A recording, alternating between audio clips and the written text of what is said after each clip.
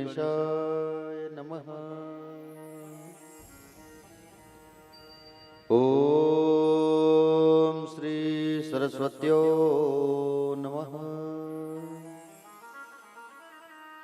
ओम श्री गुरु चरण कमलेभ्यो नमः। ओम श्री उमा महेश्वराभयो नमः। ओम श्रीमातृपेत्र चरण कमलेभ्यो नमः। अज्ञानतिमिरान्धस्य ज्ञानाञ्जनशलाकया चक्षुन्मीलितं तस्मै श्री गुरुवे नमः।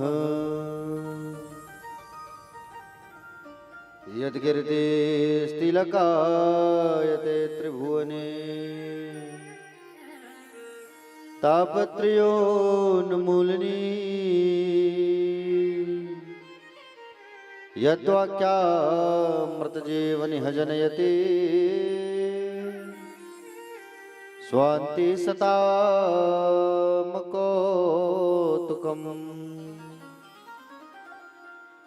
यद्पादाब्सरजप्रसादगणतः कैवल्यमापद्यते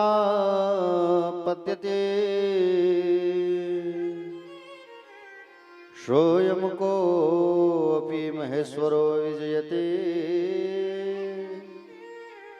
श्रीपाणिपात्रो गुरुवे नमः।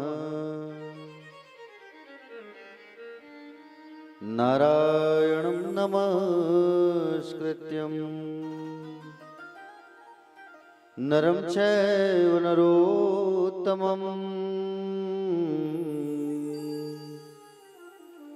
देवी सरस्वतीर्व्यास ततो जयमुदीरयेत्।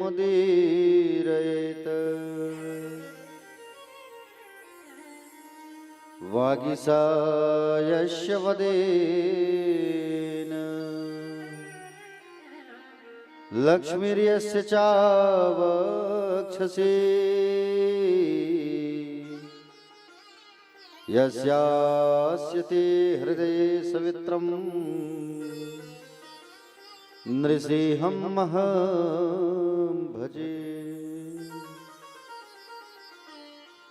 नमो भगवते तुभ्यं वासुदेवाय धीमहि प्रद्युम्नाय अनिरुद्धाय नमः संकर्षणाय च वरहपीडं नटवरवपुः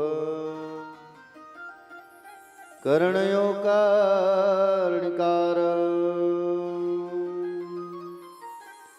विप्रदासा कनककपिशा वैजन्ती च माला रन्ध्राणवेणोर्धर सुधया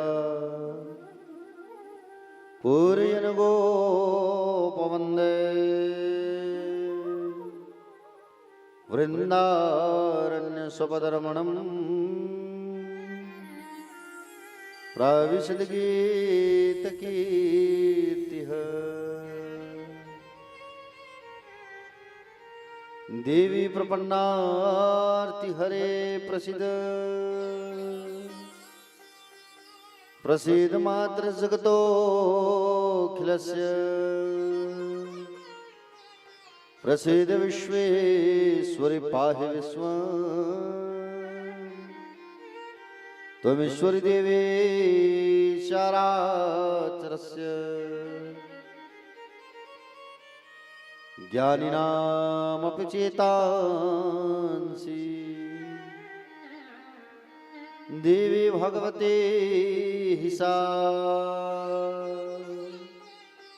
वलादा कृष्णमोह महमाया प्रयच्छति या कुन्देन्दुतुषारहारधवला या शुभ्रवस्त्रावृता या वीणा वरदण्डमण्डितकरा या श्वेतपद्मासना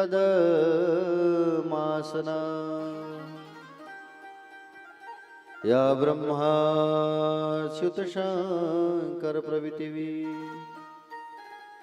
देवै सदा वन्दिता सा मा पातु सरस्वती भगवती निःशेषजाड्याम्पः।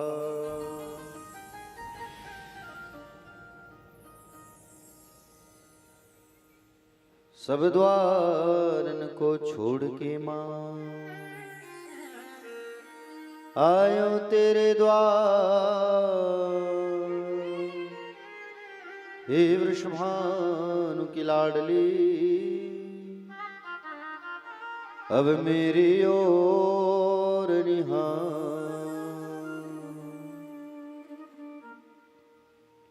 अधरम मधुरम वदनम मधुरम नयनम मधुरम हसितम मधुरम अधरम मधुरम वदनम मधुरम नयनम मधुरम हसितम मधुरम हृदयम मधुरम गमनम मधुरम मधुराधिपतेरखिलम मधुरम गमनम मधुरम मधुराधिपतेरखिलम मधुरम चरितम मधुरम वसनम मधुरम वलितम मधुरम वचनम मधुरम चरितम मधुरम वसनम मधुरम वलितम मधुरम चलितम मधुरम भ्रमितम मधुरम मधुराधिपतेरखिलम मधुरम चलितम मधुरम भ्रमितम मधुरम मधुराधिपतेरखिलम मधुरम।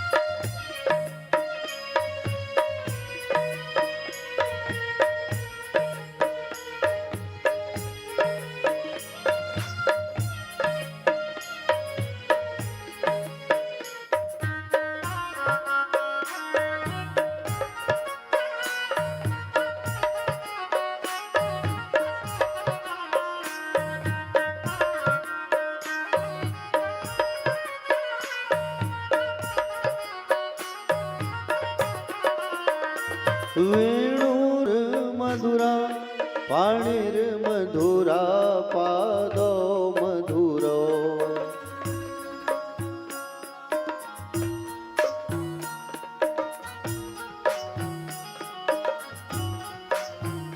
नित्यं मधुरं शखं मधुरं मधुराधिपतेरखिलं मधुरं नित्यं मधुरं सख्यं मधुरं मधुराधिपतेरखिलं मधुरं गीतं मधुरं पीतं मधुरं उक्तं मधुरं सूक्तं मधुरं गीतं मधुरं पीतं मधुरं भुक्तं मधुरं सुतं मधुरं रूपं मधुरं तिलकं मधुरं मधुराधिपतेरखिलं मधुरं रूपं मधुरं तिलकं मधुरं मधुराधिपतेरखिलं मधुरम्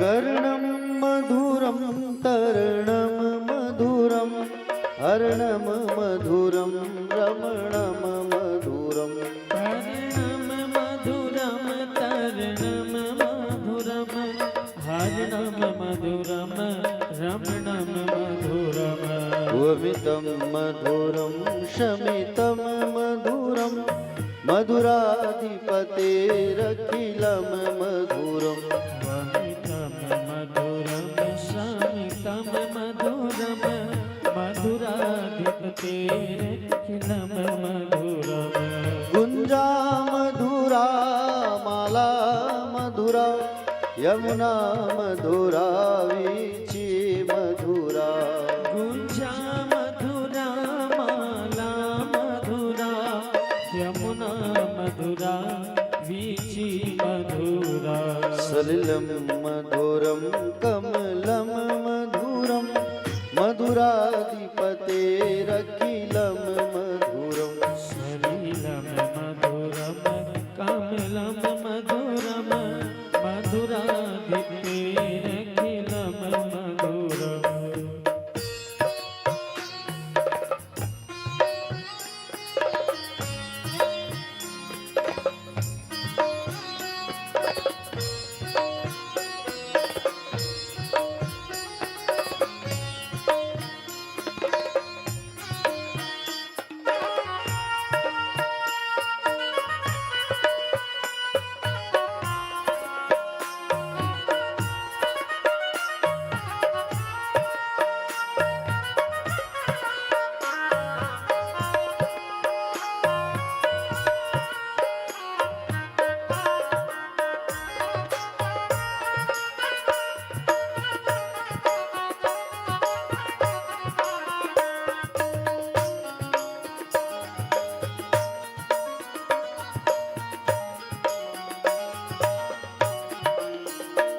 गोपी मधुरा लीला मधुरा युक्तं मधुरं मुक्तं मधुरं गोपी मधुरा लीला मधुरा युक्तं मधुरं मुक्तं मधुरम् दृष्टं मधुरं शिष्टं मधुरं मधुराधिपतेरखिलं मधुरं इष्टं मधुरं शिष्टं मधुरं मधुराधिपतेरखिलं मधुरम् गोपा मधुरा गाओ मधुरा यष्टिर्मधुरा शिष्टिर्मधुरा गोपा मधुरा गाओ मधुरा यष्टिर्मधुरा सृष्टिर्मधुरा दलितं मधुरं फलितं मधुरं मधुराधिपतेरखिलं मधुरं मधुरं फलितं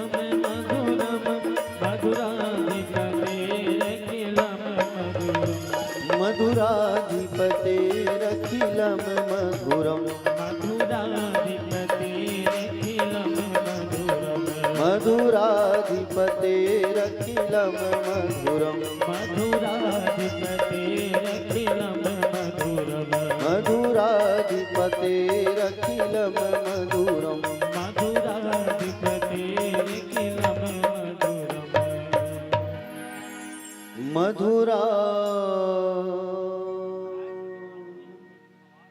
धिपतेरखिलं मधुरम्। बोलिए श्रीमद्भागवत महापुराण की व्यास नारायण भगवान की श्री सुखदेव जी भगवान की श्री परीक्षित जी महाराज की पूज्य अपने अपने माता पिता की पूज्य अपने अपने गुरुदेव भगवान की श्री बाके बिहारी लाल की श्री सीताराम जी भगवान की हनुमंत लाला की। कथा पंडाल में विराजमान सभी भक्तजन, आदरणीय जन, सम्मानीय जन,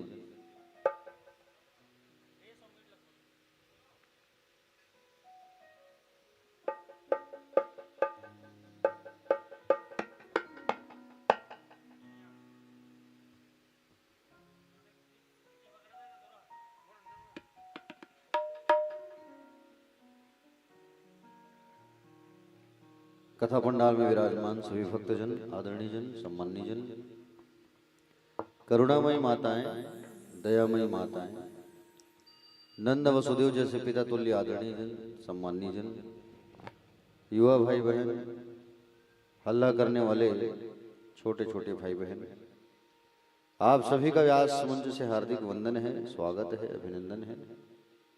आइए कथा में प्रवेश करने के पहले हम सब जो है 2 मिनट अपने मन को शुद्ध करते हैं, भगवान का संकीर्तन करते हैं और उसके पश्चात फिर कथा पर आगे प्रवेश करेंगे।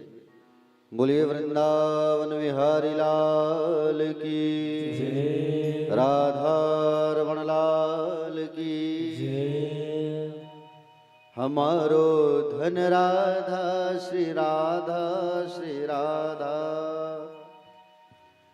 हमारो धन राधा श्री राधा श्री राधा, हमारो धन राधा श्री राधा श्री राधा, हमारो धन राधा श्री राधा श्री राधा, हमारो धन राधा श्री राधा श्री राधा, परम धन राधा राधा राधा राधा राधा, परम धन राधा राधा राधा राधा राधा, परम धन राधा राधा राधा श्री राधा, परम धन राधा राधा राधा श्री राधा, हमारो धन राधा श्री राधा श्री राधा, हमारो धन राधा श्री राधा श्री राधा।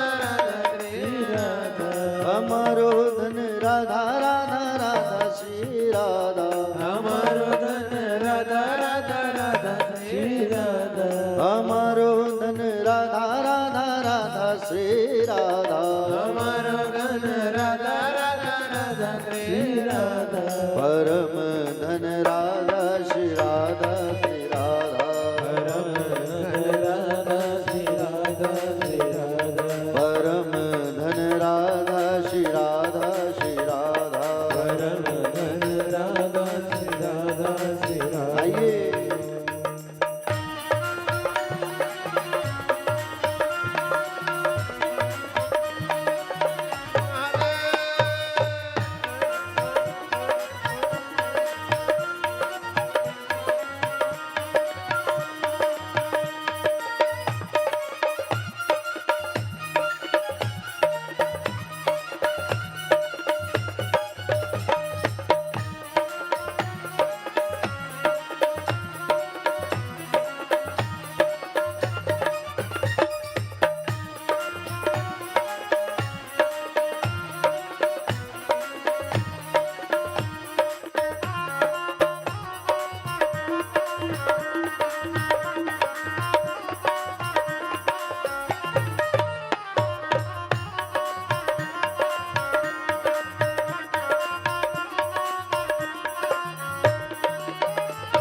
हमारी प्यारी राधा राधा राधा श्री राधा हमारे प्यारी राधा राधा राधा श्री राधा हमारी प्यारी राधा राधा राधा श्री राधा हमारे प्यारी राधा राधा राधा श्री राधा तुम्हारी प्यारी राधा राधा राधा श्री राधा तुम्हारे प्यारी राधा राधा राधा श्री राधा संतों की प्यारी राधा राधा राधा श्री राधा संतों की प्यारी राधा राधा राधा श्री राधा हमारो धन राधा श्री राधा श्री राधा हमारो धन राधा श्री राधा श्री राधा हमारो धन राधा श्री राधा श्री राधा हमारो धन राधा श्री राधा श्री राधा आइए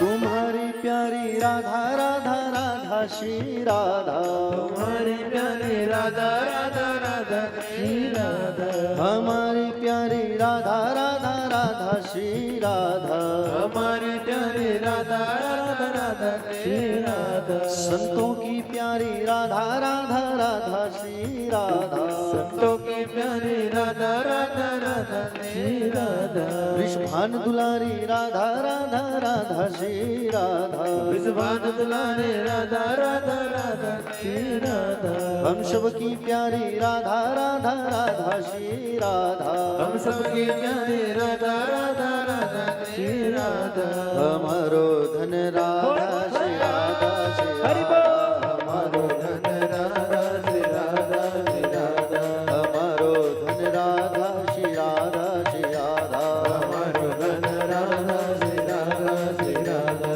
हमारो धन राधा श्री राधा श्री राधा हमारो धन राधा श्री राधा श्री राधा हमारो धन राधा श्री राधा श्री राधा हमारो धन राधा श्री राधा श्री राधा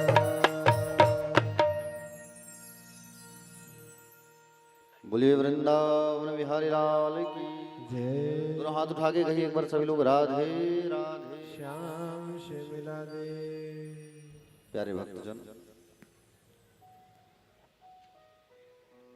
कल के महात्म की जो कथा हम सब रसपान किए उस पर थोड़ा सा विलंब हो गया था। आज कथा मैं विस्तार से समझाऊंगा आप सभी को बारीकी से, ताकि आपको कथा अच्छे से समझ आए। पूरी कोशिश करूंगा। प्यारे भक्तजन, देखिए भागवत वर 12 स्कंद हैं, 12 खंड, जिसमें से हम सब जो है प्रथम स्कंद की कथा को हम सब रसपान करेंगे आज, है ना। प्यारे भक्तजन, सबसे पहले भागवत पर मंगलाचरण की जाती है, जो हम सब ने किया। जिनका मंगल आचरण है, जिनका दिव्य स्वरूप है और जो सत्य है, समझ रहे हैं ना। संसार पर जो विराजमान है उस प्रभु का हम सब जो है उन स्वरूप का ध्यान लगाते हैं। भागवत पर सत्य की कल्पना की गई, सत्य को ही पूजा गया है। जन्माद्यस्य यतोन्वयादि तरतस्सर्थेष्वभिज्ञ स्वराट तेने ब्रह्मदा च आदि कवये मोहयन्ति यत् सूर्यः तेजोवारि मृदां यथा विनिमयो यत्र त्रिसर्गो मृखा धाम्नां स्वेन सदा निरस्तकुहकं सत्यं परम धीमहि।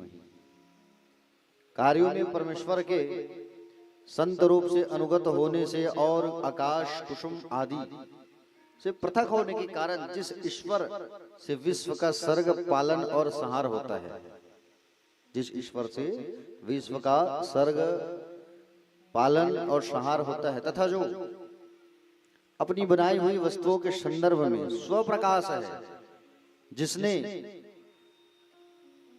स्वप्रकाश है, जिसने संकल्प मात्र से ही ब्रह्मा जी को वेद का ज्ञान प्रदान किया है। संकल्प मात्र से, जिसके संबंध में बड़े बड़े विद्वान भी मोहित हो जाते हैं। प्यारे भक्तजन, जैसे सूर्य की किरणों में जल का, जल में स्थल का तथा कांच आदि जल का भ्रम होता है, वैसे ही जिसमें यह मिथ्या त्रिगुणात्मिका सृष्टि सत्य प्रतीत हो रही है, ऐसे अपने स्वरूप माया और माया के कार्य से सर्वथा मुक्त उस परम तत्व का हम, परम स्वरूप का हम ध्यान करते हैं। सत्यम परम धीमहि। प्यारे भक्तजन, व्यास जी के द्वारा रचित इस सुंदर श्रीमद् भागवत महापुराण ज्ञान यज्ञ सप्ताह पर ईर्ष्या डाह से रहित परम धर्म का निरूपण किया गया है। समझ रहे ना, परम धर्म का निरूपण किया गया है। इस श्रीमद् भागवत पर जो तीनों तापों को जड़ से नष्ट करने वाला है, दैहिक, दैविक और भौतिक, जो परम कल्याणकारी, परमानंददायक, सरलता से जानने योग्य परमात्मा का निरूपण किया गया है। इस पतित पावन कथा को हम सब जो है यहाँ रसपान करने बैठे हुए हैं। देखिए, दूसरे शास्त्रों की श्रवण की इच्छा मात्र से क्या परमात्मा हमारे हृदय में आकर के बंध जाते हैं क्या? दूसरे शास्त्रों को सुनने की इच्छा से क्या भगवान हमारे अंदर आते हैं? लेकिन श्रीमद् भागवत ज्ञान यज्ञ सप्ताह को सुनने की इच्छा मात्र से परमात्मा हमारे अंदर आकर के बस जाते हैं। भागवत कथा को सुनने जाना, यहाँ कथा हो रही है, अगर आपके मन में ये दिव्य इच्छा हो गई कि हमें कथा श्रवण करना है, सुनना है, बस इतना ही केवल इच्छा है आपके मन में ना, तो प्यारे भक्तजन, उतने इच्छा मात्र में ही आपके हृदय में भगवान जो है आकर के बस जाते हैं। ऐसा पतित पावन ग्रंथ है भागवत जो है। श्रीमद् भागवत जो है क्या है? निगल कल्प तरुर्गलितम फलम शुकम मुखाद मृत संयुतम पिबत भागवतम रसमालयम मुहुर्हु रसिका भुवि भावुका। श्रीमद् भागवत वेद रूपी कल्प वृक्ष का पका हुआ फल है प्यारे।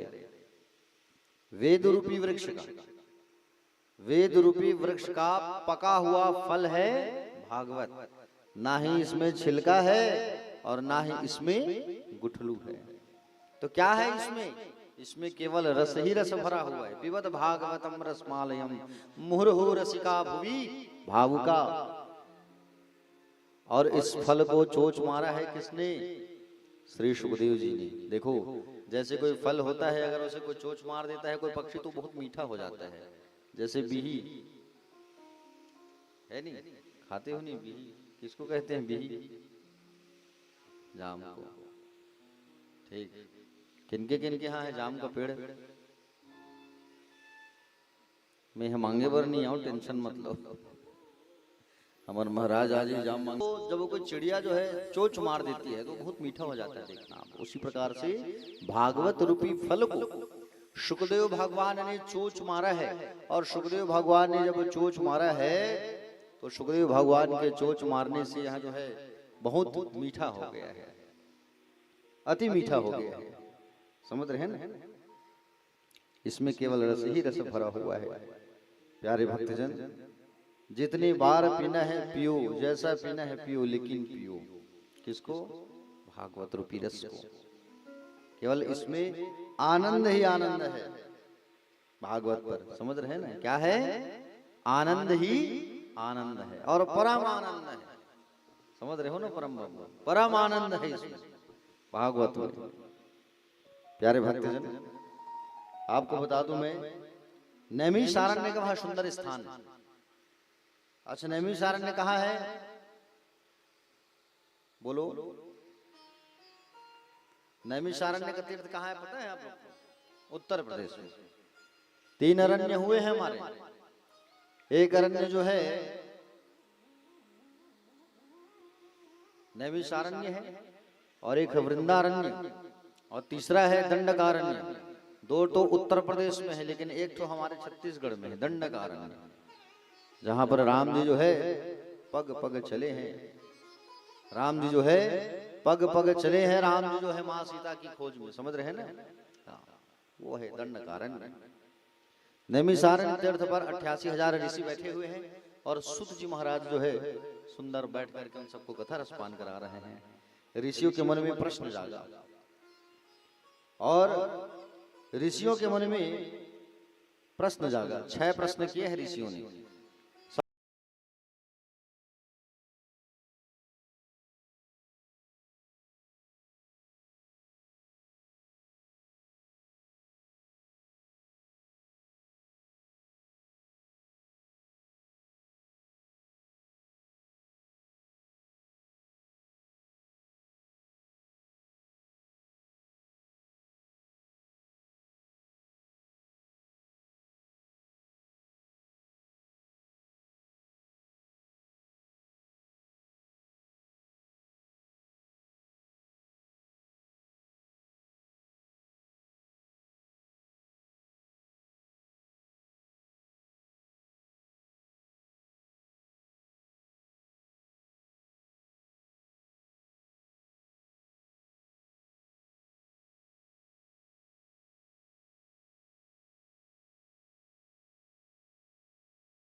प्रश्न किया है कि बोले वक्ता वो श्रेष्ठ नहीं जो छोटी सी बात को बड़ा बनाकर बोली, वक्ता वो जो श्रेष्ठ जो है बातों को सूक्ष्म रूप में बतावे।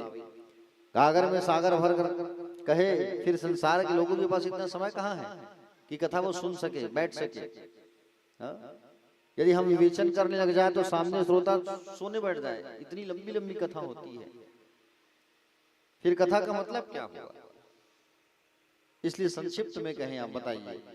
अतः साधुत्र संसारम समुद्धृत्य मनुष्या,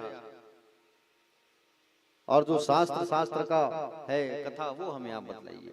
6वां प्रश्न किया, भगवान श्री कृष्ण जब लीला को संपन्न करके चले गए, भगवान श्री कृष्ण जब लीला करने आए, लीला को संपन्न करने के लिए जब आए, तो भगवान श्री कृष्ण ने अवतार लिया। तो अवतार लेते समय गोविंद ने कहा है कि हम पृथ्वी का भार उतारेंगे, और स्वयं भगवान ने गीता में कहा है धर्म संस्थापनार्थ है संभवामि युगे युगे।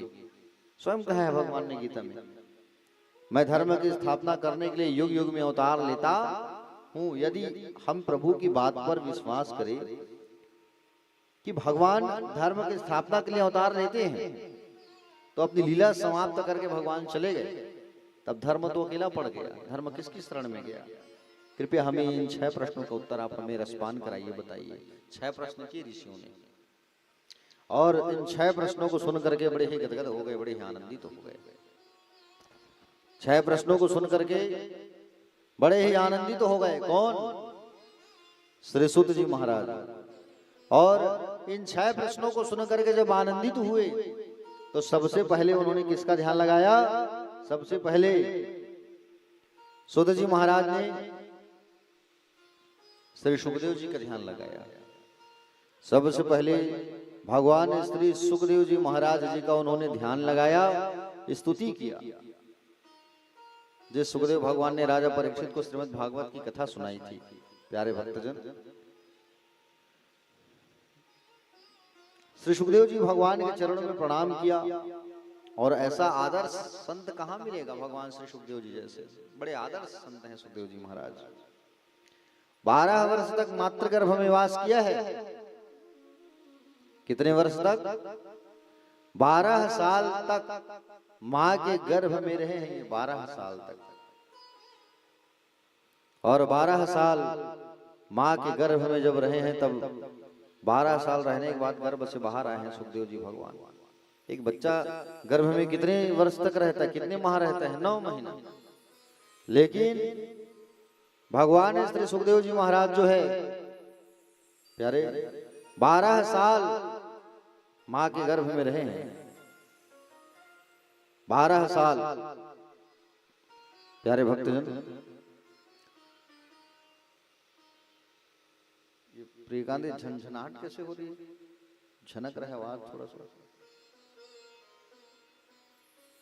12 साल मां के गर्भ में सुंदर इन्होंने वास किया है। और 12 साल रहने के बाद भगवान नारायण ने जब आकर के इनको कहा तब यह गर्भ से वापस आए। समझ रहे ना? तब गर्भ से वापस निकले हैं।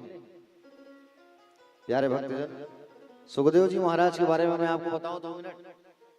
सुखदेव जी महाराज पहले राधा रानी की गोद में गोलोक धाम पर खेला करते थे।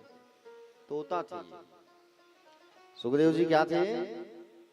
सुखदेव जी महाराज जो है तोता थे पहले, तोता। और सुखदेव जी महाराज तोता हुआ करते थे और राधा रानी की गोद में खेला करते थे। एक दिन राधा जी ने कहा कि आप जो है सुख मृत्यु लोक चले जाओ और जन जन में भागवत धर्म का प्रचार प्रसार करो। सुखदेव जी ने कहा, माँ जब मैं जाऊंगा यहाँ ना संसार पर, और संसार में जब मैं जाऊंगा तो मुझे माया जो है जकड़ लेगा। कौन जकड़ लेगा? माया जो है जकड़ लेगा मुझे, और मैं नहीं जाऊं तो ज्यादा अच्छा है। किशोरी राधा जी ने कहा, नहीं बेटा, मैं आपको वचन देती हूं कि आप मृत्युलोक पर जाओ और माया का असर आपके ऊपर नहीं होगा। माया का असर आपके ऊपर नहीं होगा, आप जाओ। वही आदरणीय सुखदेव भगवान जो है कहाँ गए? वही आदरणीय भगवान श्री सुखदेव जी महाराज जो है तोता के रूप में गोलोक धाम से कैलाशपुरी में आए, कैलाश धाम पर आए, जहां पर भगवान शंकर जी विराजमान रहते हैं। और कैलाश धाम पर जब आए तो एक पक्षिणी के गर्भ से उन्होंने जन्म लिया। एक पक्षिणी के गर्भ में से उन्होंने जन्म लिया, अंडे के रूप में प्रकट हो गए। और अंडे के रूप में जब प्रादुर्भाव हुए तो प्यारे भक्तजन, अंडे में जीव, अभी अंडे में जीव प्रादुर्भाव नहीं था, नहीं आया था। और उसी समय बर्फीली हवाएं चलने लगी, कैलाश पर्वत पर ठंडी हवा चलने लगी और अंडे में जीव प्रादुर्भाव जो है उसी समय हुआ और अंडा फूट गया। सुखदेव जी की जो माता पिता है, सुख पक्षी और पक्षिणी, दोनों अंडा को छोड़कर भाग गए। अंडे से जन्म लिया उसी समय श्री सुखदेव जी भगवान ने। कैलाश पर रहते हैं भगवान शंकर और भगवान शिव जी वहां वास करते हैं। नारद जी ने देखा, विचार किया कि सुखदेव जी का प्राकट्य तो हो गया है, तोता के रूप में है, लेकिन उनका असली प्राकट्य होना चाहिए संसार में, तभी तो फिर जन जन तक भागवत धर्म का प्रचार होगा। और पक्षी के रूप में रहेंगे तो भागवत थोड़ी पहुंचेगा जन जन तक। पहुंचेगा क्या? नहीं पहुंचेगा। तो प्यारे भक्तजन, जन जन में भागवत धर्म का प्रचार करवाने के लिए नारद जी जो है आए हैं। और नारद जी आकर के पार्वती जी और शंकर के बीच में लड़ाई करवाए हैं। किसी अच्छे कार्य के लिए ही किसी अच्छे सोच के लिए, अच्छे कार्य के लिए वो जो है नारद जी जो है विवाद करवाते हैं ताकि कुछ अच्छा हो। अब पार्वती मैया के पास आए, पार्वती मैया के पास आए, क्या जला भैया, क्या उड़ा?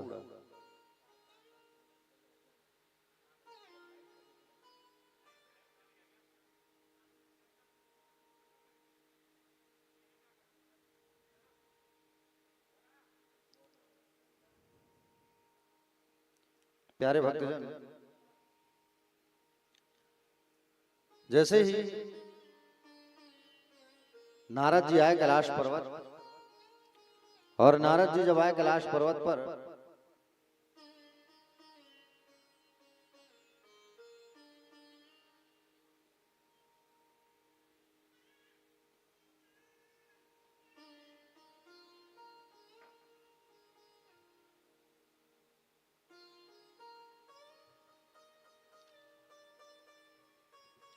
नारद जी जो है सोचेंगे, बोले आइए कथा में आ जाइए। वो क्या हो गया था प्रेमानंद जी? अच्छा,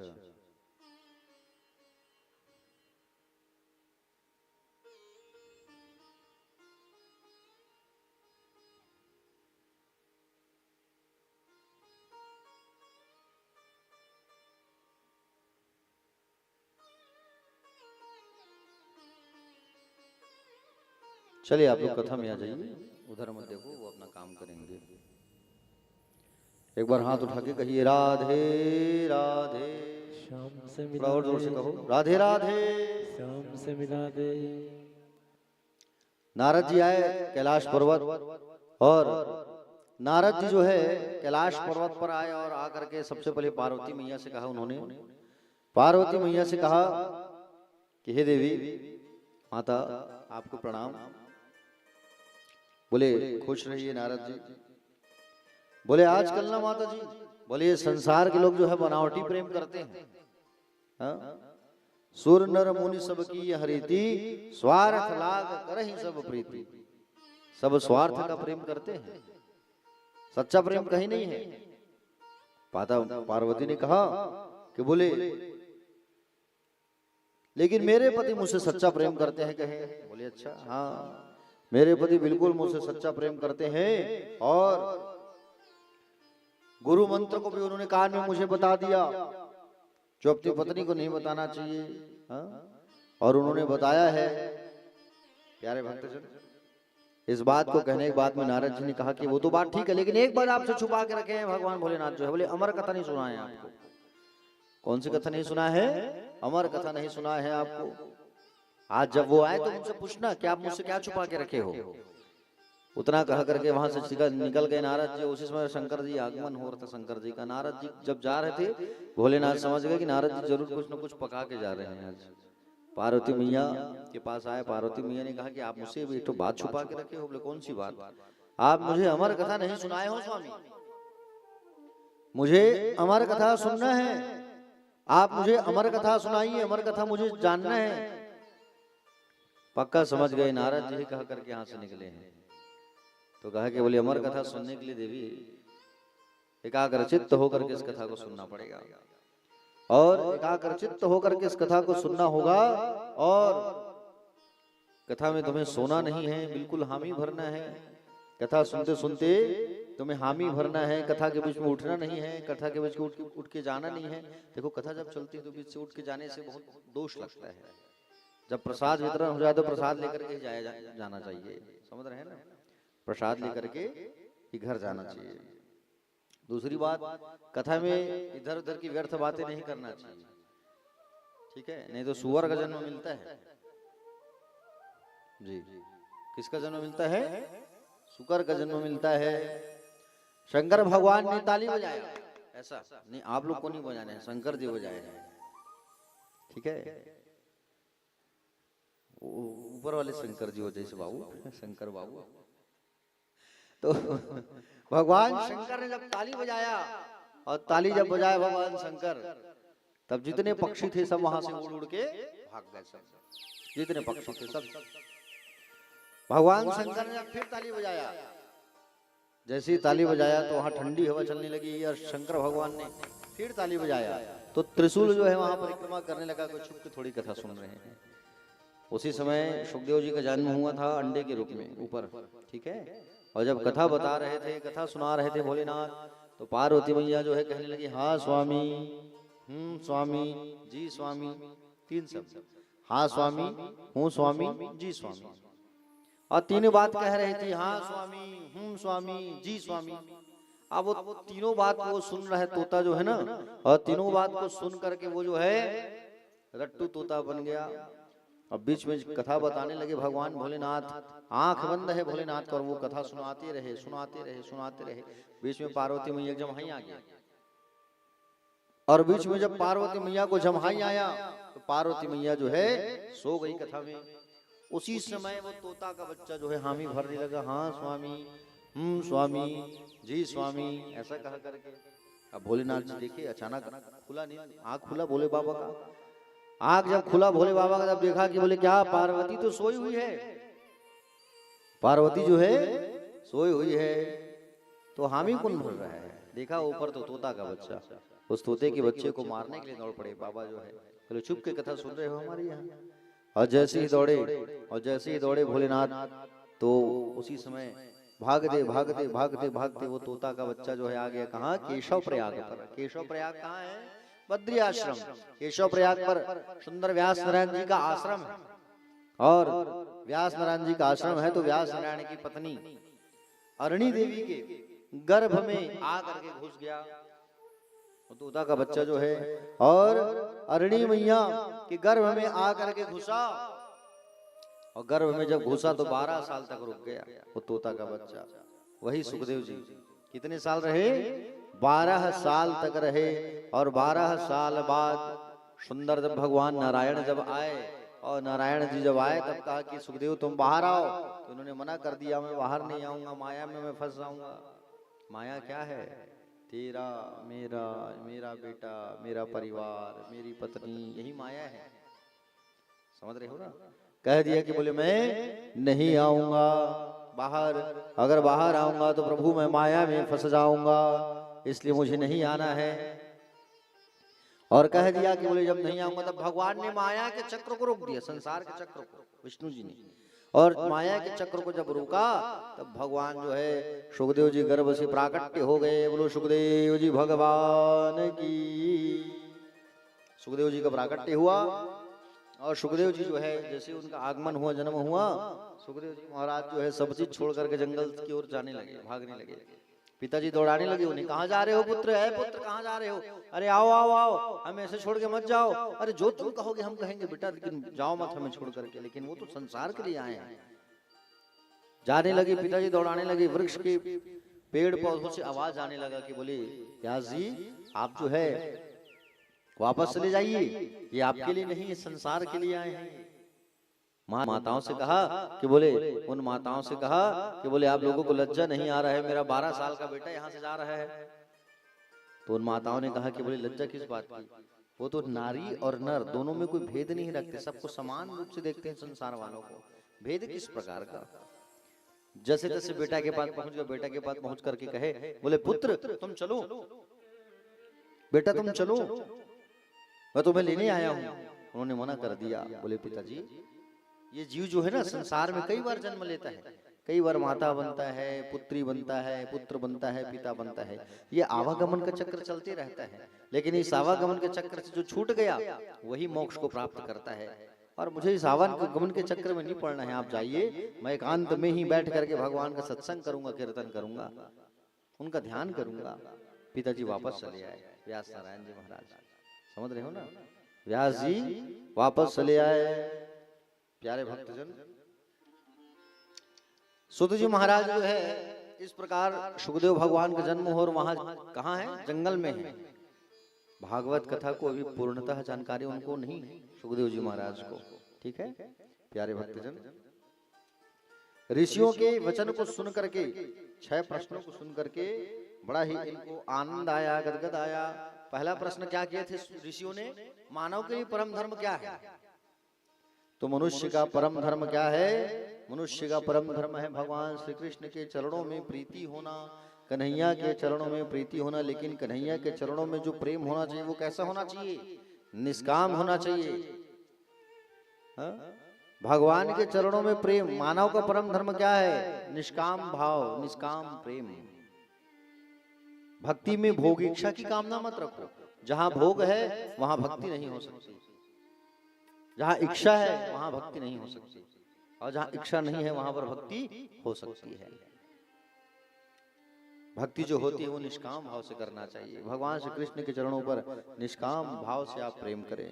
प्यारे भक्तजन, बहुत सुंदर बात है वास्तव में। अगर देखा जाए, निष्काम धर्म से ऊंचा कोई भी धर्म नहीं है। समझ रहे ना? भगवान की भक्ति हमें निष्काम भाव से करना चाहिए, और निष्काम भाव की जो भक्ति होती है उस निष्काम धर्म से ऊंचा कोई धर्म नहीं होता है, कोई धर्म नहीं है। सज्जनों, मंदिर इसलिए नहीं जाते, हम मंदिर इसलिए नहीं जाए कि बदले में कुछ चाहिए।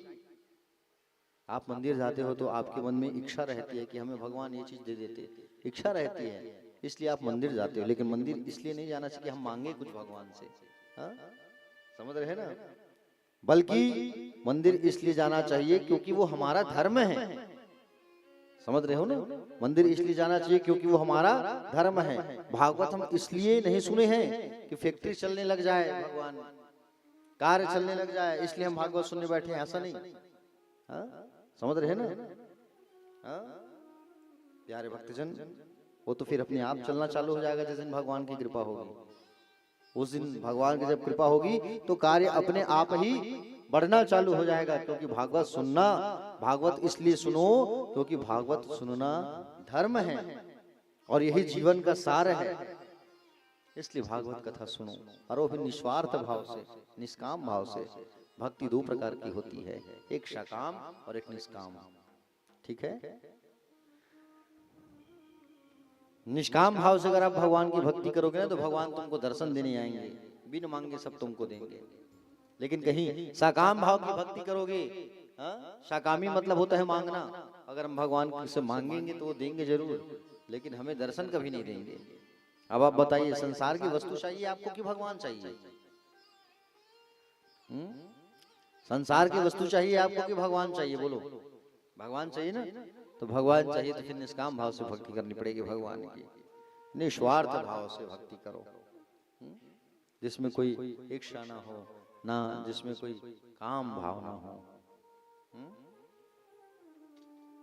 निष्काम भाव से भक्ति किसने किया था? हनुमान जी ने किया था। किसने किया था? हनुमान जी ने। कभी राम जी से उन्होंने कुछ भी नहीं मांगा, निःशुल्क सेवा किया है इन्होंने, हनुमान जी ने। कभी इन्होंने कुछ भी नहीं मांगा राम जी से। जब राम जी का राज्याभिषेक हो रहा था, वानरों को भगवान जो है भेंट दे रहे थे सबको, लेकिन हनुमान जी को कुछ नहीं दिए। और हनुमान जी को जब वो कुछ नहीं दिए तो माँ सीता को दुख लगा। माँ सीता को दुख लगा कि बोले हनुमान को कुछ भी नहीं दिया जा रहा है। और माँ सीता को जब दुख लगा तो राम जी ने कहा कि बोले मैं सीता, हनुमान को क्या दूं मैं तो उनके ऊपर ऋणी हूं। भगवान की ऐसी भक्ति करो प्यारे कि भगवान ऋणी हो जाए तुमको देने के लिए। मांगो मत, मांगोगे तो भगवान ऋणी नहीं होंगे। ऐसी भक्ति करो भगवान की, तुमको अपने आप देने के लिए मजबूर हो जाए, ऐसी भक्ति करो। हनुमान जी से कहा, हनुमान मैं तुम्हें क्या दूं? तुमने तो इतना उपकार किया है मेरे ऊपर, इतना उपकार किया है। प्रति उपकार करो कतोरा, सन्मुखो ही सकत मन मोरा। क्या दूं मैं तुम्हें? और तुम्हें तो माँ सीता ने पहले ही दे दिया है। अजर अमर गुण निधि सुत हूँ, कर हूँ सदा रघुनायक कछो हूँ। अशोक वाटिका में तुम्हें तो माँ जानकी ने, तुम्हारी माँ ने तुम्हें सब चीज दे दिया है। अजर अमर गुण निधि सुत हूँ, कर हूँ सदा रघु नायक कछो हूँ। अजर अमर रहने का आशीर्वाद मिल गया है हनुमान, तुम्हें क्या दूं मैं? हनुमान जी महाराज प्यारे निस्वार्थ भाव से भक्ति किए हैं भगवान की। आप सब भी निस्वार्थ भाव से कथा सुनो, कोई काम की इच्छा ना हो, हनुमान जी की तरह भक्ति करो। समझ रहे हो ना? और जहाँ कथा होती है वहाँ हनुमान जी विराजमान होते हैं। यहाँ भी हो सकता है हनुमान जी आ गए होंगे, विराजमान हो गए होंगे। जहाँ कथा होती है वहाँ हनुमंत लाला का आगमन जरूर होता है। बोलिए हनुमान जी महाराज की जय, बजरंग बली महाराज की जय।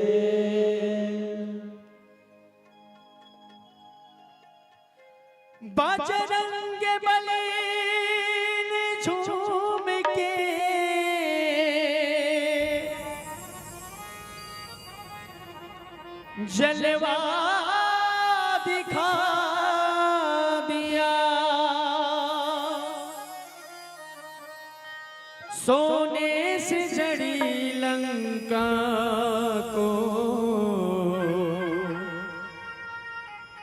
पल में जला दिया। बोल बजरंग बली की।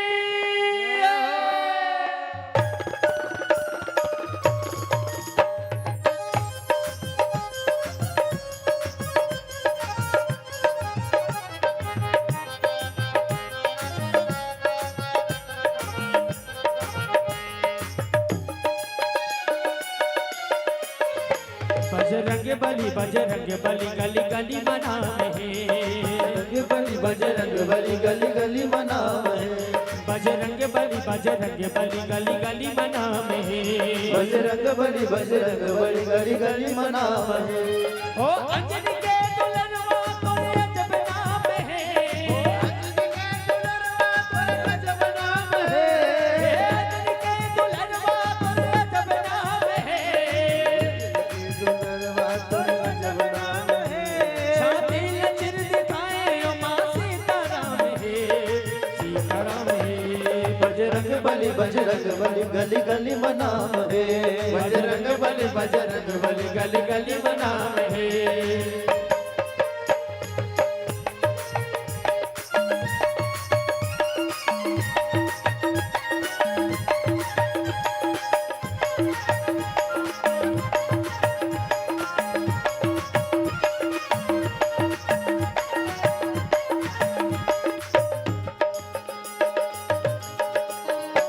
दुनिया लजे चलाए मुमा ओला दबाए। लजे चलाए मौला दबाए। अटका है तोर शक्ति कोनो पार नहीं तो पाए। अटका है तोर शक्ति कोनो पार नहीं तो पावे। ओ रूप धरे बादल के पूछला में। ओ रूप धरे बादल के पूछला में। ओ रूप धरे बादल के पूछला में। ओ छाती लचिर दिखाए ओ मां सीताराम है। सीताराम है। बजरंग बली गली गली मना है। बजरंग बली गली गली मना है। बली बली बली बली जय हो बजरंग बली। बली बली बली बली जय हो बजरंग बली।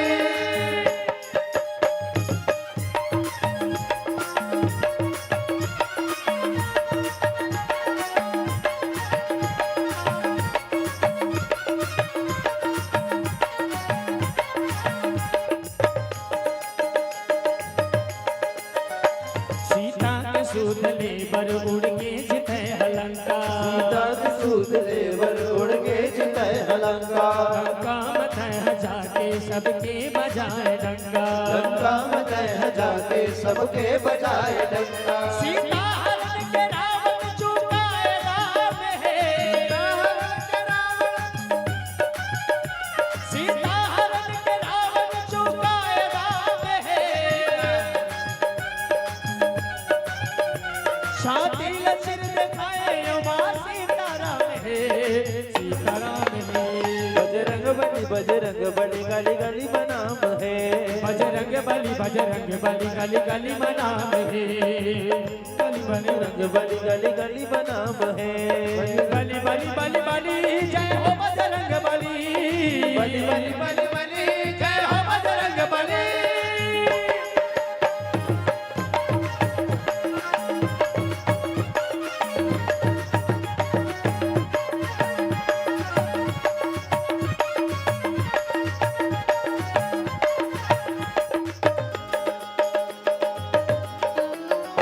मंगल के दिन तोला सब भगत मन मनाते। मंगल के दिन तोला सब भगत मन मनाते। लाली सिंदूर माँ के तोरे अंग भर लगाते। लाली सिंदूर माँ के तोरे अंग भर लगा के। तोरे चरण में कोसरिया के चार धाम है। तोरे चरण में कोसरिया के चार धाम है।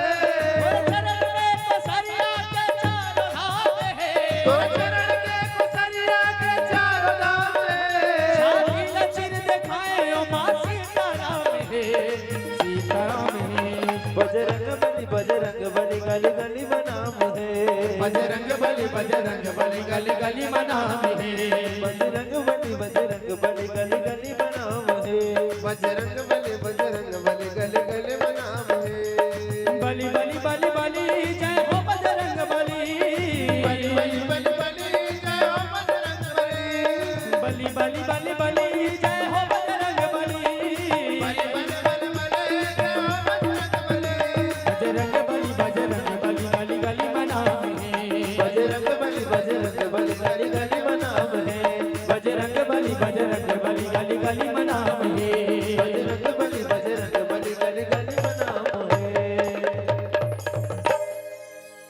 बलि बलि बलि बलि जय हो बजरंग बली।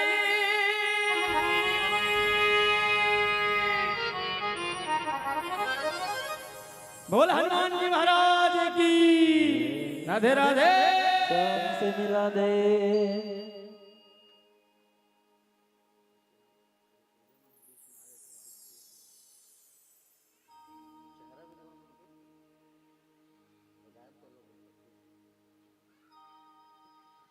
बोली गोविंद भगवान की जय। हनुमान जी महाराज की जय। हनुमान जी महाराज जो है प्यारे बल और बुद्धि के स्वामी, समझ रहे हैं ना। बल चाहिए तो हनुमान जी की पूजन करो और बुद्धि भी चाहिए तो भगवान की पूजन करो। खासकर पढ़ने वाले विद्यार्थियों को तो हनुमान जी की विशेष पूजा करना चाहिए, समझ रहे हो ना। खासकर पढ़ने वाले बच्चों को हनुमान जी की विशेष पूजा करना चाहिए। विद्या के स्वामी, बल के स्वामी, क्योंकि संसार के सभी देवी देवताओं ने हनुमान जी को आशीर्वाद दिया है। हा? स्वयं हनुमान जी महाराज सूर्य नारायण से शिक्षा प्राप्त किए हैं। सूर्य कौन है? बुद्धि के स्वामी हैं। इसलिए उनको आशीर्वाद मिले हनुमान जी को, बुद्धि के दाता, बुद्धि के स्वामी। तो हनुमान जी महाराज जैसा भक्ति हम सबको करना चाहिए प्यारे भक्तजन। दूसरा प्रश्न किया था ऋषियों ने, मंदिर में जब हम जाते हैं तो कौन सी देवी श्रेष्ठ है और कौन सी देवता श्रेष्ठ है कि नहीं। तो इस पर सूत जी महाराज ने कहा कि मंदिर पर जब हम जाते हैं, बड़ी सुंदर बात है, निंदा कभी किसी की मत करो, निष्ठा हमेशा एक में रखो। सब मंदिर जाओ पूजा करने के लिए, सब स्थान में जाओ, पूजा सबकी करो, लेकिन ध्यान और चिंतन किसी एक का ही करो, समझ रहे हो। जैसे यथा तरोर्मूलम निषेचन तृप्यति तत् स्कंद भुजोपशाखा। प्यारे भक्त, जैसे वृक्ष में पानी डालते हो आप, तो उस वृक्ष में आप ऊपर पानी डालते हो कि नीचे पानी डालते हो भैया? नीचे पानी डालते हैं ना। तो नीचे पानी डालते हैं तो ऊपर भी हरा भरा होता है। उसी प्रकार से भगवान श्री कृष्ण जो है जड़ है, सबके मूल कौन है? जितने देवी देवता है सबके मूल है भगवान श्री कृष्ण। और भगवान श्री कृष्ण सबके मूल है। तो अगर हम जड़ में पानी डालें, और अगर हम जड़ में पानी डालेंगे तो ऊपर भी हमारा अपने आप जो है हरा भरा रहेगा, समझ रहे हो ना। आप स्वरूप वो हरा भरा रहेगा। इसलिए पूजन सबका करो, लेकिन ध्यान केवल भगवान श्री कृष्ण का करो। मंदिर सब मंदिर जाओ, और मंदिर जाओ पूजा करने, लेकिन निष्ठा केवल एक में रखो। जैसे रुक्मणी मैया, दुर्गा जी की पूजा करती है रुक्मणी मैया, लेकिन रुक्मणी मैया दुर्गा जी की जब पूजा करती है, लेकिन ध्यान कृष्ण का करती है, समझ रहे हैं। उसी प्रकार से हमको भी सबकी पूजा जरूर करो, लेकिन ध्यान केवल एक ही व्यक्ति का करो। स्वागत है आप लोगों का प्रकाश भैया जी, आइए आइए, स्वागत है भाई कथा में। प्यारे भक्तजन, तो हम सबको किनकी आराधना करना है? भगवान श्री कृष्ण की। पूजा सबकी करो। पूजा करते करते केवल भगवान से यही कहना, विराजिए, बैठिए। पूजा करते करते यही कहना कि हे प्रभु, हमारा जो ध्यान है वो भगवान पर लगा रहे, यही कहना। क्या कहना? हमारा जो ध्यान है वो भगवान पर लगा रहे, भगवान श्री कृष्ण के चरणों में हमारा प्रेम बना रहे, यही कहना आप, समझ रहे ना। तीसरा प्रश्न किया कि भगवान तो अजन्मा है, तो भगवान का जन्म होता है कि भगवान का अवतार होता है, ये भी प्रश्न किया है। तो प्यारे भक्तजन, प्रभु का जन्म नहीं होता, प्रभु का अवतार होता है। परमात्मा के भिन्न भिन्न अवतार हैं। जब जब हो ही धर्म की हानि, बाढ़ ही असुर महा अभिमानी, तब तब धरी प्रभु विविध शरीरा, हरहु कृपा निधि सज्जन पीरा। भगवान जो है सज्जनों के कष्ट को दूर करने के लिए भगवान का अवतार होता है ना? तो कुछ लोग कहते हैं 10 अवतार कोई 12, ऐसा नहीं, भगवान का 24 अवतार है। भगवान का 24 अवतार है। तो 24 अवतार में से पहला जो अवतार है भगवान का वो है सनक सनंदन सनातन और सनत कुमार का। ठीक है, सनकादिकों का अवतार है। और ये सनकादिक जो है ब्रह्मचर्य के प्रतीक हैं प्यारे। किनके प्रतीक हैं? जोर से बोलो। ब्रह्मचर्य के प्रतीक हैं, ब्रह्मचारी है। ये 5 साल से कभी 6 साल की नहीं हुई, समझ रहे हो ना? सनकादिक मुनि जो है, देखो ब्रह्मचर्य का प्रतीक है ये। और सभी धर्मों में ब्रह्मचर्य जो है पहले आता है। ब्रह्मचर्य के सिवा मन जो है स्थिर नहीं होगा। ब्रह्मचर्य को जब तक शरीर में धारण नहीं करोगे मन स्थिर नहीं रहेगा।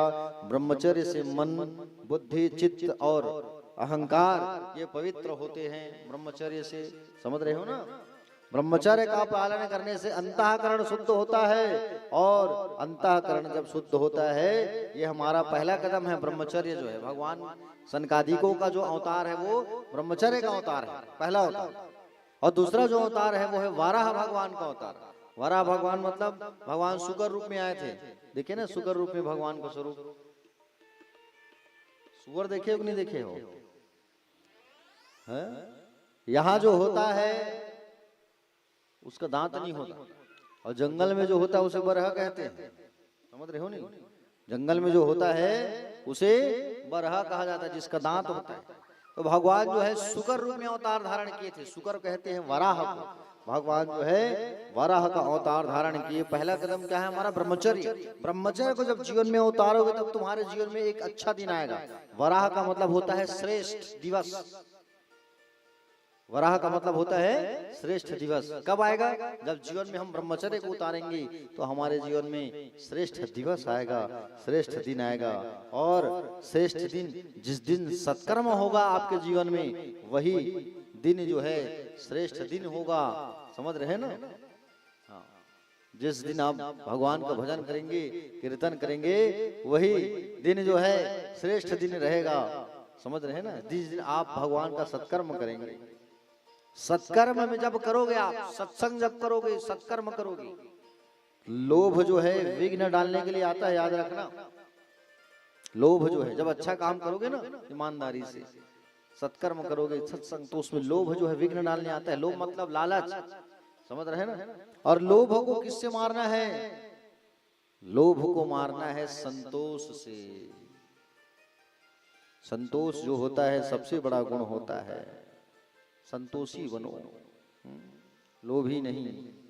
जहां लोभ है वहां भक्ति नहीं हो सकती, और लोभ नहीं है वहां भक्ति होगी। जहां लोभ नहीं होगा वहां भगवान की भक्ति आपको मिलेगी। इसलिए भगवान की भक्ति करना है तो लोभ को मारो। तो दूसरा अवतार भगवान का कौन सा था? वाराह अवतार भगवान का। और तीसरा जो अवतार है प्यारे भक्तजन, तीसरा जो अवतार है भगवान का वो है नारद जी का अवतार। ठीक है, नारद जी भक्ति के अवतारी हैं। जब ब्रह्मचर्य को उतारोगे तो आपके जीवन में अच्छा दिन आएगा, और अच्छा दिन जब आएगा तो भगवान को आप क्या करोगे? भक्ति करोगे भगवान का। नारद जी जो है भक्ति का अवतार है। नारद जी जो है चौथा अवतार भगवान का नर नारायण का है। भक्ति मिले तो उसे भगवान का प्रसाद समझ करके उसको ग्रहण करो, तब भगवान का साक्षात्कार होगा आपके जीवन में। परंतु भक्ति ज्ञान और वैराग्य के बिना अधूरा है, समझ रहे हो ना? वैराग्य नहीं है तो ज्ञान भी दृढ़ नहीं होगा। नर नारायण का अवतार हुआ भगवान का, और पांचवा अवतार भगवान का है कपिल का अवतार। किसका अवतार है? कपिल देव का। ये ज्ञान के अवतारी है, ज्ञान और वैराग्य के अवतारी है। ज्ञान वैराग्य को जब जीवन में उतारोगे, भक्ति करोगे तो ज्ञान आएगा, और ज्ञान जब आएगा तो वैराग्य की भावना जगेगी। नर और नारायण का भगवान का अवतार है, समझ रहे हैं ना? छठवां अवतार। और देखो चौथा जो है नर नारायण का अवतार है, पांचवा कपिल जी का, और छठवा है दत्तात्रेय जी का। दत्तात्रेय जी का अर्थ क्या है? जब आप संतोषी हो जाएंगे, जब आप ब्रह्मचर्य आएगा आपके अंदर में, तब आपके अंदर श्रेष्ठ दिन आएगा, तब आप संतोष से लोभ को मारोगे, तब आपके अंदर भक्ति जागेगी, भक्ति जागेगी तो ज्ञान आएगा, ज्ञान आएगा तो वैराग्य जागेगा, और वैराग्य जब जागेगा तब भगवान की कृपा आपके ऊपर होगा। 7वां अवतार भगवान का यज्ञ भगवान का है, और 8वां अवतार भगवान का ऋषभ देव जी का है, 9वां अवतार भगवान का पृथु देव जी का है, 10वां अवतार जो है भगवान का मत्स्य अवतार का है। समझ रहे हो ना? भगवान 10वां अवतार कौन सा ग्रहण किए? मत्स्य अवतार का, भगवान का मछली का अवतार लिए भगवान। अच्छा, आप लोग मछली कितने लोग खाते हो जरा बताओ, ईमानदारी से बताओ, झूठ झन बोलो। हाँ, सब ले आगू हाथ उठा हमारे परम बाबू का है? अच्छा, और कितने लोग खाते हो? कितने कितने भक्त लोग खाते हो?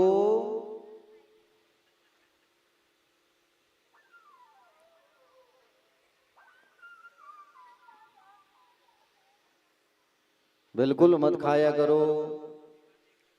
हाँ? अच्छा, 1 महीना से बंद है, परमानेंट बंद कर दो। शंकर बाबू आप,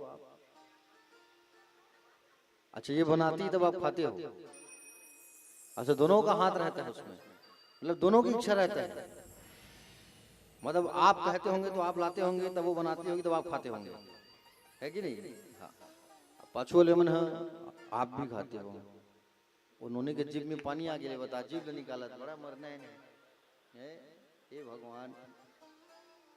और कितने लोग ग्रहण करते हो? ये हैगा टेकान बाबू, छोड़ दे है, चलते छोड़ते हमें बता दे। अतेक दिन हो गए खिसियात लुकावा तो बाक्स के पाछू गुरुजी देख रही की। प्यारे भक्तजन, बिल्कुल मत खाया करो। समझ रहे हो ना? ये अच्छा चीज नहीं है। इसको जब खाओगे तो बुद्धि भ्रष्ट हो जाएगी।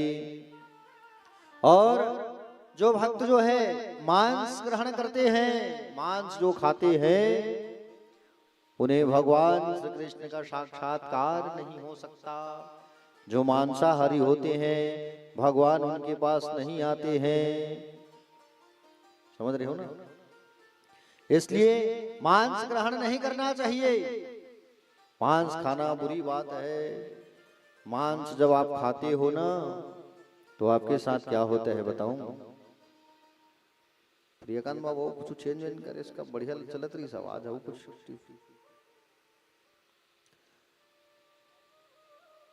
अच्छा, जब आप मांस खाते हो ना, तो प्यारे भक्तजन क्या होता है? आपकी जब मृत्यु होती है, जब आप मर जाते हो, तो यम के दूत आपको पकड़ते हैं, चंड और प्रचंड। और चंड और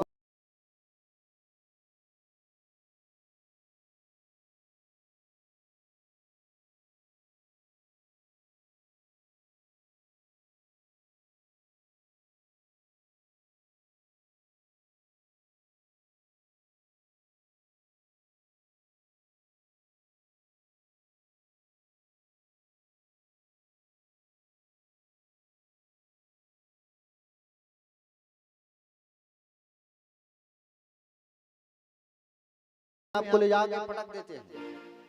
अब सोचो, आप सब्जी जब बनाते हो, घर में भोजन बनाते हो आप, और जब घर में भोजन बनाते हो आप, तो एक थोड़ा सा तेल जब छिड़क जाता है तो आपको कितना तकलीफ होता है। और कहीं पूरा तेल में ही आपको डुबा दिया जाए, तब क्या हाल होगा बताओ?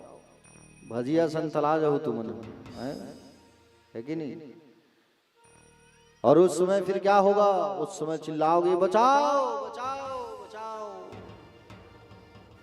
उस समय तुमको यमराज के दूत क्या कहेंगे पता है? बढ़िया बढ़िया मसाला डाल के पकाए थे बेटा तुम, अब तुम भी पको। है कि नहीं? कौन कौन सा मसाला डालते हो? अमलेश्वर वाली दाई, MDH का हक, सीताराम। उसी प्रकार से आपको भी पकाया जाएगा। इसलिए मैं मना कर रहा हूं मत खाना। खाते थे ठीक है, लेकिन अब छोड़ दो। भगवान बाके बिहारी के पास बैठे हो और बाके बिहारी जी के पास आप बैठे हो तो मन में संकल्प कर लो आप कि हम जो है मांस नहीं ग्रहण करेंगे, ऐसा संकल्प कर लो आप। मन में सोच लो, भगवान के समक्ष बैठे हो भागवत भगवान के पास, और मन से और तन से कह दो कि आज से नहीं खाएंगे। संकल्प कर लो आप, क्योंकि इसके खाने से बहुत सारा हानि है आपका। पहला हानि, भगवान श्री कृष्ण आपके पास नहीं आएंगे। दूसरा, लक्ष्मी नहीं आएगी।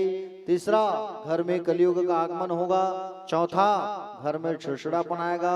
और पांचवा, आपका जो घर है वो भी दोष से ग्रसित हो जाएगा। दोष मतलब वास्तु दोष लग जाएगा घर को। आपका घर अगर वास्तु के हिसाब से भी बना है और कहीं आप मांस खाते हो तो आपको आपका घर वास्तु दोष से ग्रसित हो जाएगा अगर आप मांस खाओगे तो। घर में समस्याएं आना चालू हो जाएगी। इसलिए घर में किसी भी जीव के खून की धार ना बहाओ। आज हम जीव की बलि करते हैं और जीव को काट करके हम जो है उसको भोजन करते हैं। अभक्ष्य पदार्थ है, इसे नहीं खाना चाहिए। भगवान ने हम सब के लिए खाने के लिए इतना सुंदर सुंदर हरा सब्जी बनाया है। हाँ, इतना सुंदर भगवान प्राकृतिक चीज भगवान उत्पन्न करते हैं, उन सब चीज को खाओ, लेकिन मांस ग्रहण नहीं करना चाहिए। 11वें नंबर पर है भगवान का 11वां अवतार जो है प्यारे भक्तजन, वो है कच्छप का अवतार। कछुआ, भगवान कच्छप धारण किए थे, कच्छप का स्वरूप। 12वां है धन्वंतरी का अवतार। 13वें नंबर पर है मोहिनी। चौथा है नरसिंह। 5वां है वामन। 6वां है परशुराम। 7 और वामन के बाद परशुराम। 17वें नंबर पर है व्यास नारायण भगवान। व्यास नारायण कौन है बताओ? जिन्होंने हमारे पुराणों को लिखा है, इतिहासकार है पुराणों के, व्यास नारायण भगवान। समझ रहे हो ना? और 18वें नंबर पर है भगवान श्री राम। 18वें नंबर पर कौन है? भगवान श्री रामचंद्र जी। और 19वें नंबर पर है भगवान बलराम जी। और 20वें नंबर पर है भगवान श्री कृष्ण जी। 21वें नंबर पर है हरि का अवतार। और 22वें नंबर पर है हंस अवतार। 23वें नंबर पर है भगवान बुद्ध का अवतार। और 24वें नंबर पर है भगवान का कल्कि अवतार। कल्कि अवतार अभी हुआ नहीं है, होगा। कब होगा? कल्कि अवतार कब होगा? जब कलयुग में पाप बढ़ जाएगा तब कल्कि का अवतार होगा। कलयुग की आयु 800 वर्ष जब बची रहेगी भैया, कितने वर्ष? जोर से बोलो। 800 साल बचा रहेगा कलयुग की आयु, तब कलयुग में भगवान कल्कि का अवतार धारण करके आएंगे। कलयुग की आयु अभी कितने साल बीता है? 5116 साल। और कलयुग की आयु है 4,32,000। कितना है कलयुग का आयु? जोर से बोलो। 4,32,000 में अभी सोचो 5,116 साल बीता है। अब माइनस कर लो आप। समझ रहे हो ना? कितना बचा है उसको देख लो आप। तो भगवान जो है, भगवान के 24 अवतार में से परिपूर्णतम अवतार जो है 2 ही है, राम और कृष्ण का। राम और कृष्ण का ही अवतार ही परिपूर्णतम अवतार है। राम कहो चाहे कृष्ण कहो, बात एक ही है। राम कृष्ण 2 एक हैं, अंतर नहीं निमेष। एक के नयन गंभीर, एक के चपल विशेष। समझ रहे हो? राम कृष्ण 2 एक हैं, अंतर नहीं निमेष। एक के नयन गंभीर और एक के चपल विशेष, लेकिन दोनों एक ही है 24 अवतार में। तो प्यारे भक्तजन, राम के नयनों में आपको देखना गंभीरता मिलेगी और कृष्ण के नयनों पर आपको चपलता मिलेगा, लेकिन दोनों एक ही तत्व हैं। समझ रहे हैं ना? राम मर्यादा पुरुषोत्तम है और गोविंद जो है लीला पुरुषोत्तम है। राम जो है मर्यादा पुरुषोत्तम है और भगवान श्री कृष्ण जो है लीला पुरुषोत्तम है।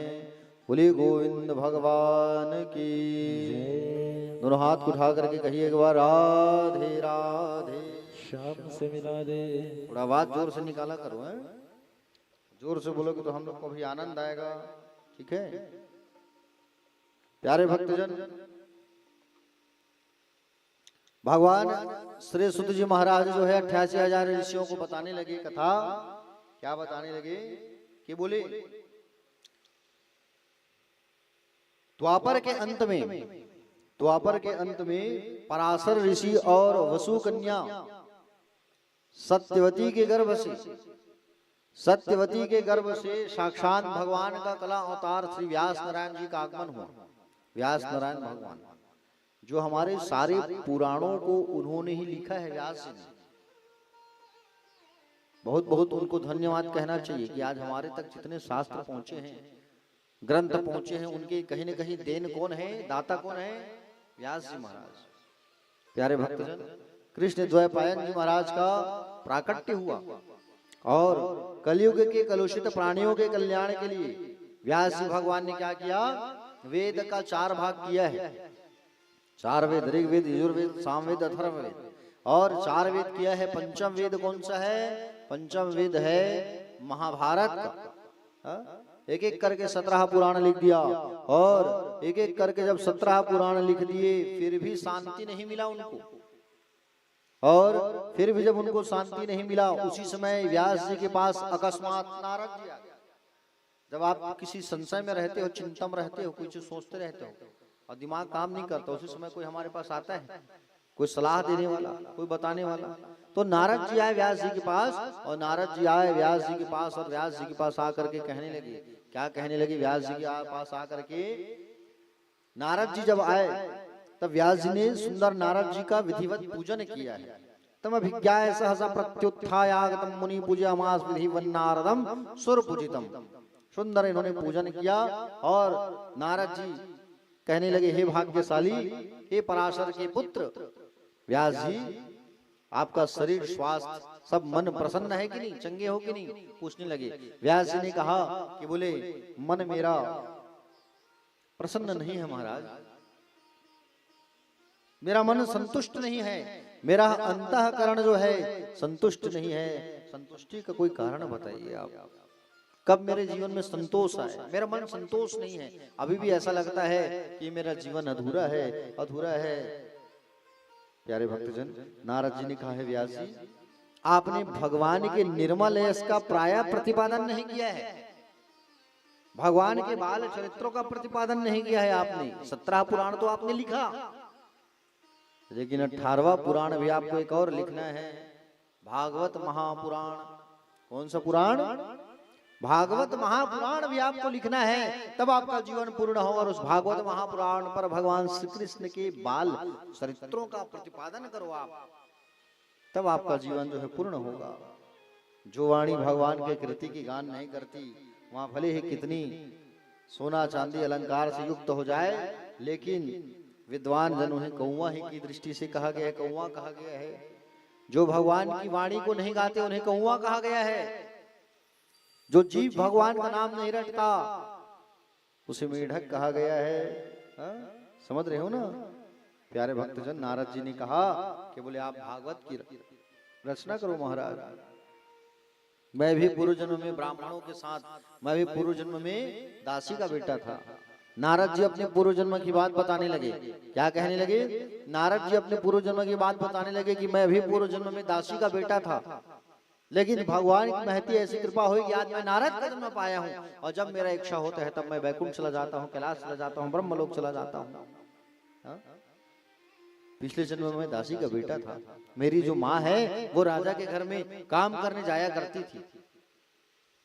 एक बार हमारे नगर में संतों का आगमन हुआ, और संत जब आए हमारे गांव में, नगर में, तो राजा ने मेरी ड्यूटी लगाई कि बोले तुम बच्चे, उसका नाम था हरिदास, नारद जी का पूर्व जन्म में क्या नाम था? हरि के दास, मतलब हरिदास, भगवान के दास। और भगवान का दास होना बहुत अच्छी बात है, समझ रहे हो ना? भगवान के दास अगर तुम बन जाओगे तो फिर क्या कहना, संसार के नौकर मत बनो, संसार की चाकरी मत करो। चाकरी करना है तो भगवान की चाकरी करो, दास बनना है तो भगवान का दास बनो। किनका दास बनो? भगवान का दास बनो आप। और भगवान के दास बनने में बहुत ही आनंद है प्यारे। हाँ, समझ रहे हो ना? इनकी सेवा जिस दिन करना चालू कर दोगे उस दिन देखो आनंद ही आनंद। हाँ? इसलिए क्या कहना चाहिए? कहना चाहिए मुझे दास बना कर रख लेना भगवान तू अपने चरणों में। मुझे दास बना कर रख लेना भगवान तू अपने चरणों में। मुझे दास बना कर रख लेना भगवान तो अपने चरणों में। भगवान तू अपने चरणों में। भगवान तो अपने चरणों में। भगवान तू अपने चरणों में।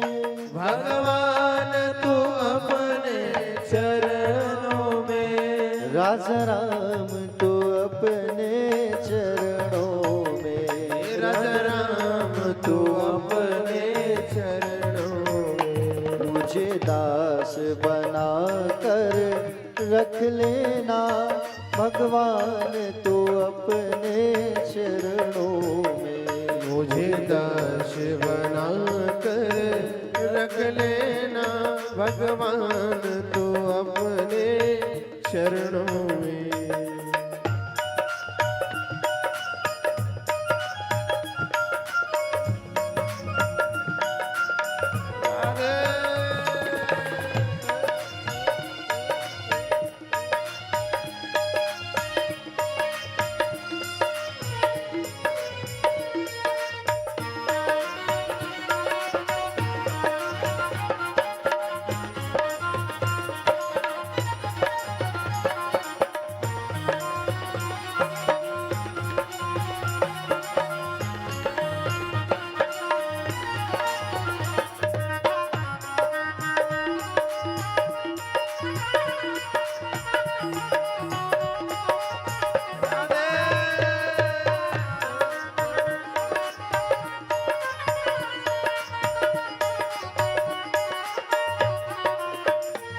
मैं भला बुरा हूँ तेरा हूँ। मैं भला बुरा हूँ तेरा हूँ। तेरे द्वार पे डाला डेरा हूँ। तेरे द्वार पे डाला डेरा हूँ। मैं भला बुरा हूँ तेरा हूँ। मैं भला बुरा हूँ तेरा हूँ। तेरे द्वार पे डाला डेरा हूँ। तेरे द्वार पे डाला डेरा हूँ। मुझे चाकर जान के रख लेना भगवान तो अपने चरणों में।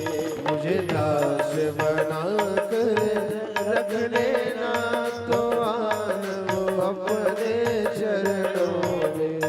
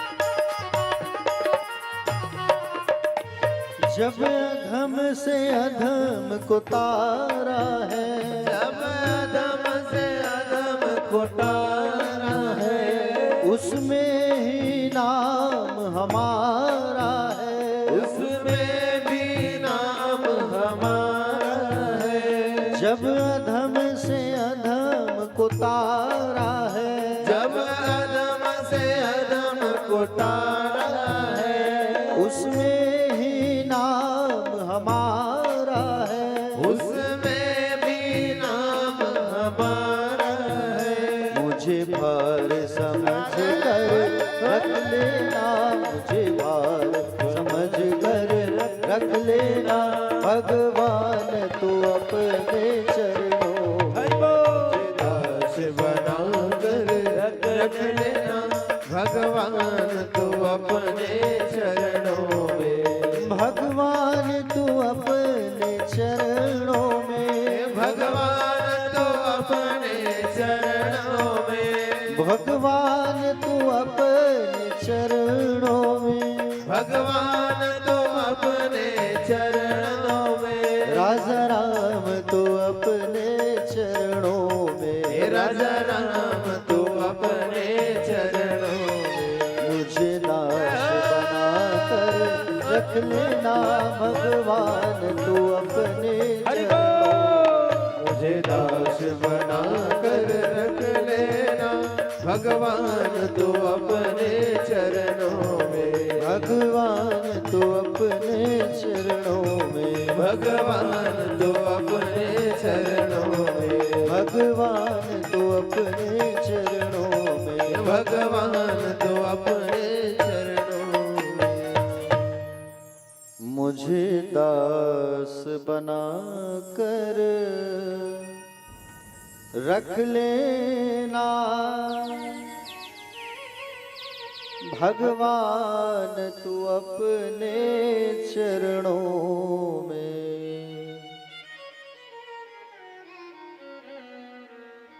बोले गोविंद भगवान की जय। राधे राधे श्याम श्री राधे। प्यारे भक्तजन, तो हरिदास जी महाराज सुंदर माँ के साथ जाया करते थे। जब उसकी माँ जो है राजा के घर जाती थी काम काज करने के लिए, एक दिन उनके यहाँ पर संतों की टोली आई। किनकी टोली आई?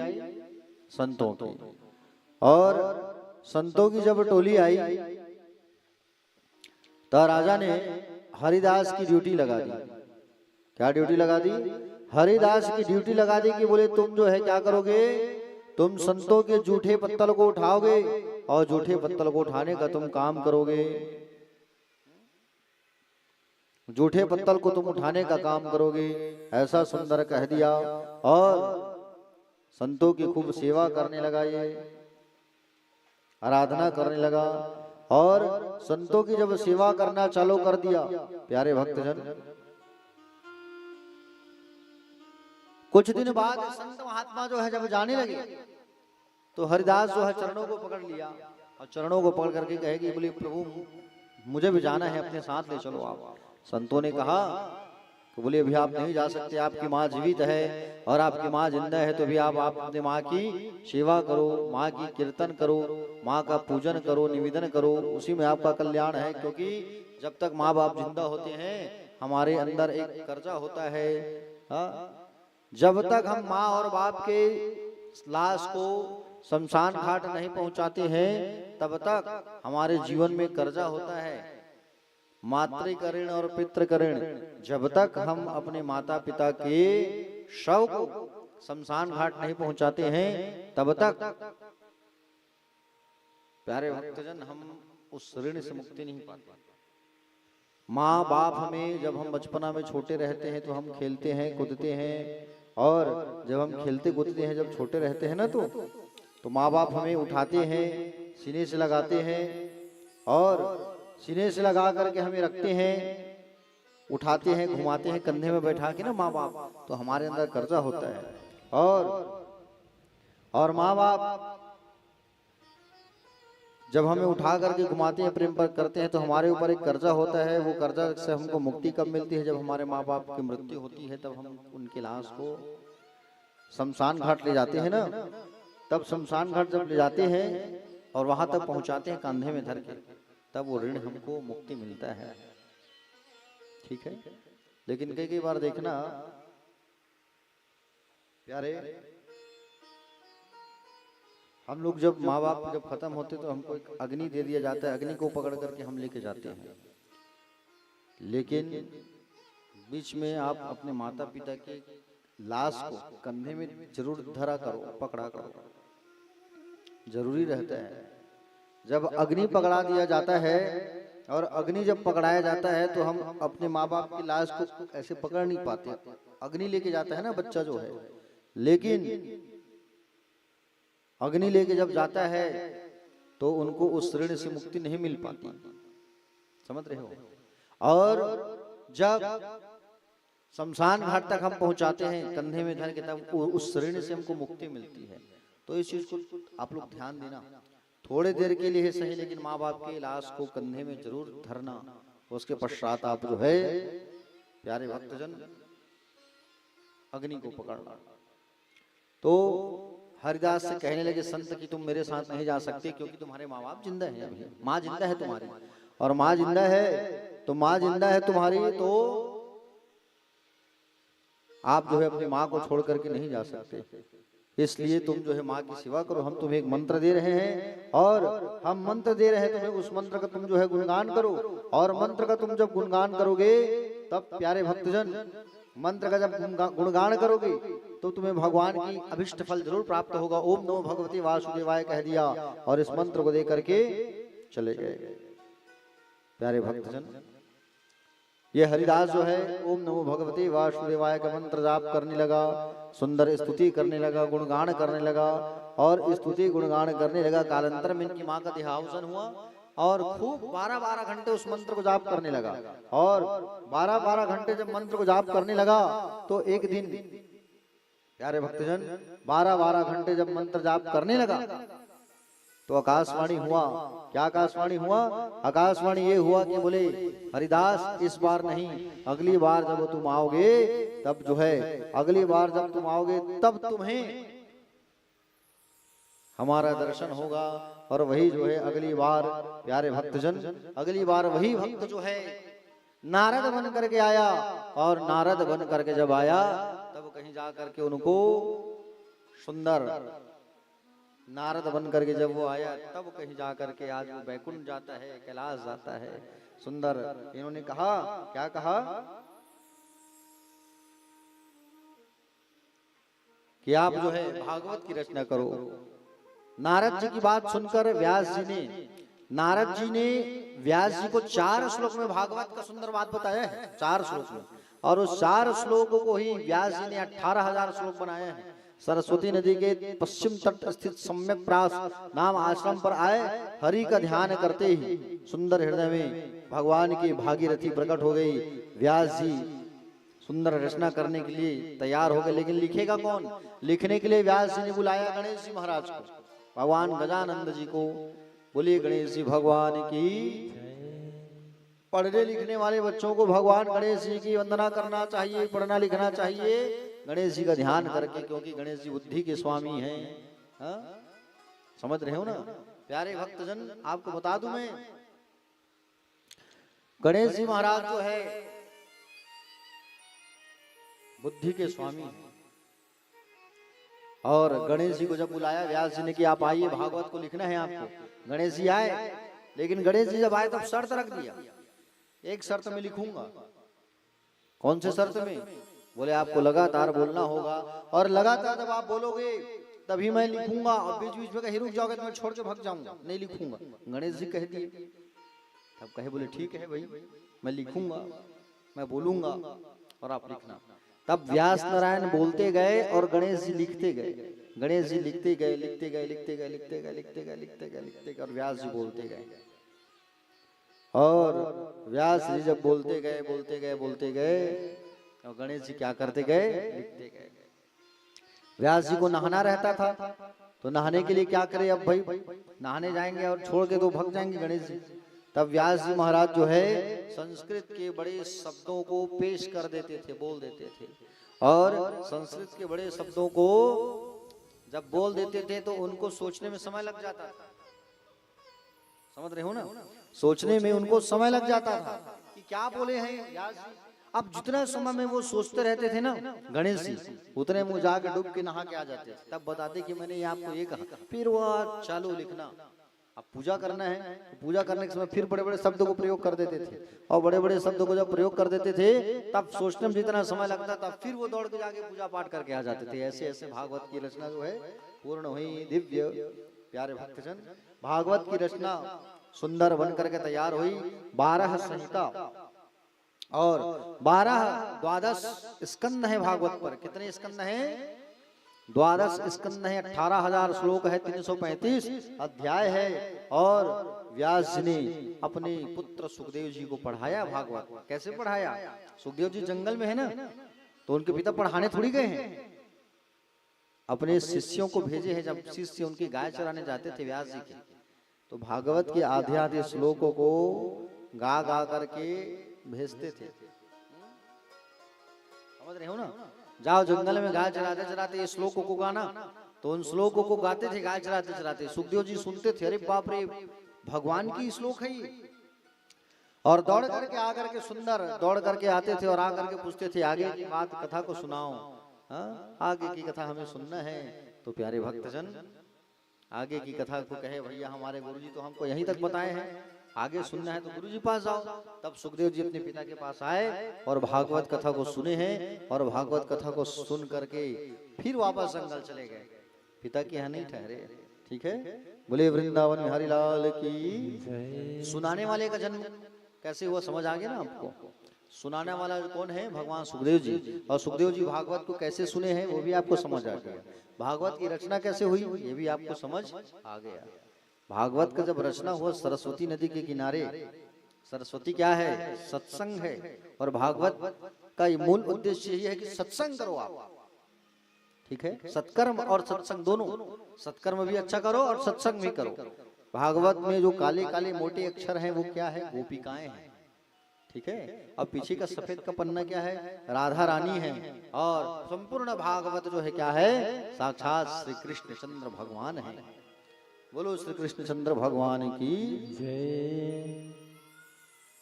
आइए भजन करते हैं, फिर कथा पर हम सब जो है आगे रसपान करेंगे। बोले गोविंद भगवान की, श्री बांके बिहारी लाल की जय।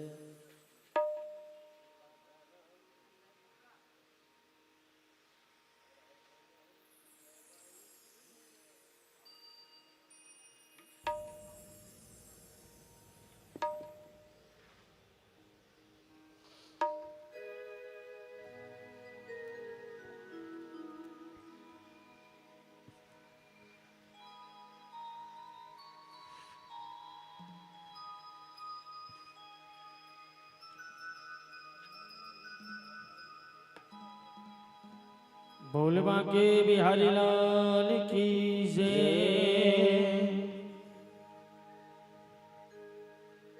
मीरान जैसे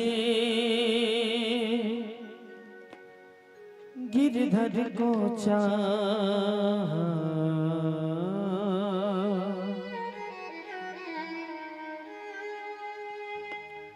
प्याला जहर का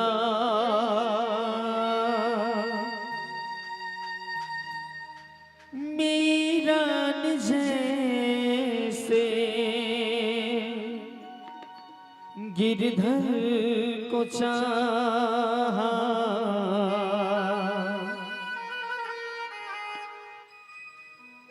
प्याला जहर का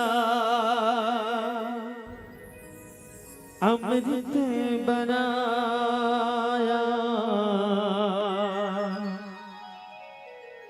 सांवरे को दिल में बसा कर तो देखो।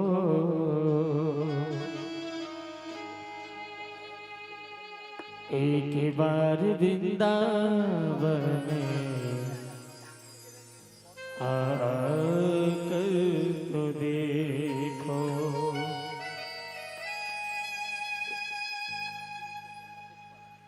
श्री राधा राधा श्री राधा जय राधा राधा श्री राधा श्री राधा राधा श्री राधा श्री राधा राधा श्री राधा श्री राधा राधा श्री राधा जय राधा राधा जय राधा श्री राधा राधा श्री राधा श्री राधा राधा श्री राधा। सावरे को दिल में बसा कर तो देखो। सावरे को दिल में बसा कर देखो। एक बार वृंदावन आकर तो देखो। एक बार वृंदावन आकर देखो। बड़ा ही दयालु है बाके बिहारी। बड़ा ही दयालु है बाके बिहारी। बड़ा ही दयालु है बाके बिहारी। बड़ा ही दयालु है बाके बिहारी। एक बार वृंदावन आकर के देखो। एक बार वृंदावन आकर देखो। बाके बिहारी भगतों का दिलदार सदा लुटाते हैं कृपा के भंडार। बाके बिहारी भक्तों के दिलदार सदा लुटाते हैं कृपा के बरसात। बाके बिहारी भगतों का दिलदार सदा लुटाते हैं कृपा के भंडार। बाके बिहारी भक्तों के दिलदार सदा लुटाते हैं कृपा के बरसात। बाके बिहारी जय हो। भगतों के दिलदार तालियों की सेवा करते हुए सभी भंडार। बाके बिहारी भक्तों के दिलदार सदा लुटाते हैं कृपा के बरसात। जय हो।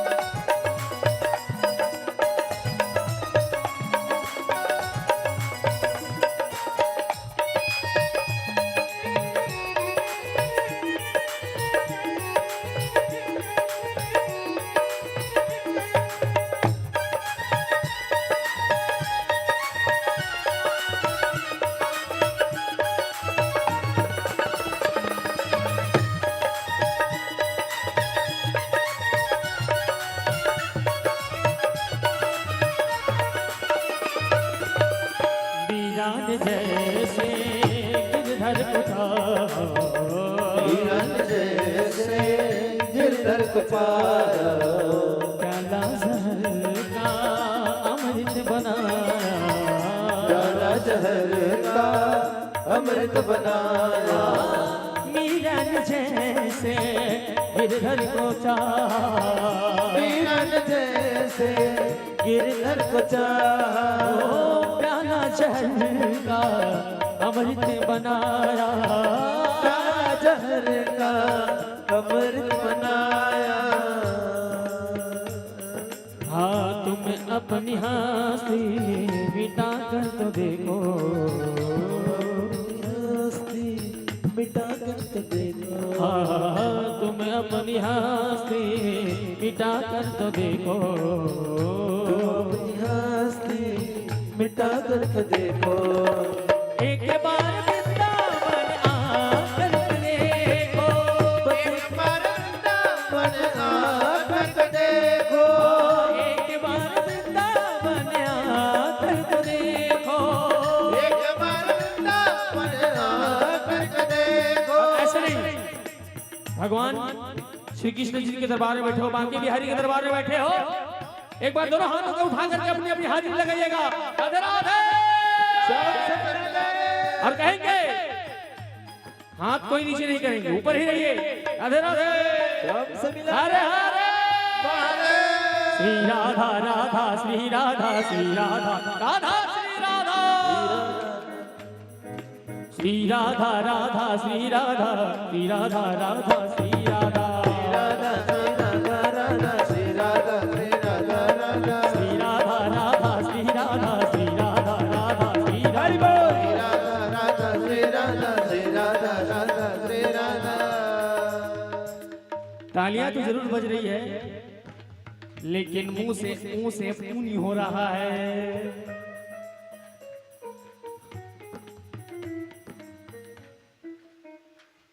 चलो एक बार गाएंगे सभी। श्री राधा राधा श्री राधा श्री राधा राधा श्री राधा। अच्छे आवाज में थोड़ा लगना चाहिए ना, भागवत हो रहा है। श्री राधा राधा श्री राधा श्री राधा राधा श्री राधा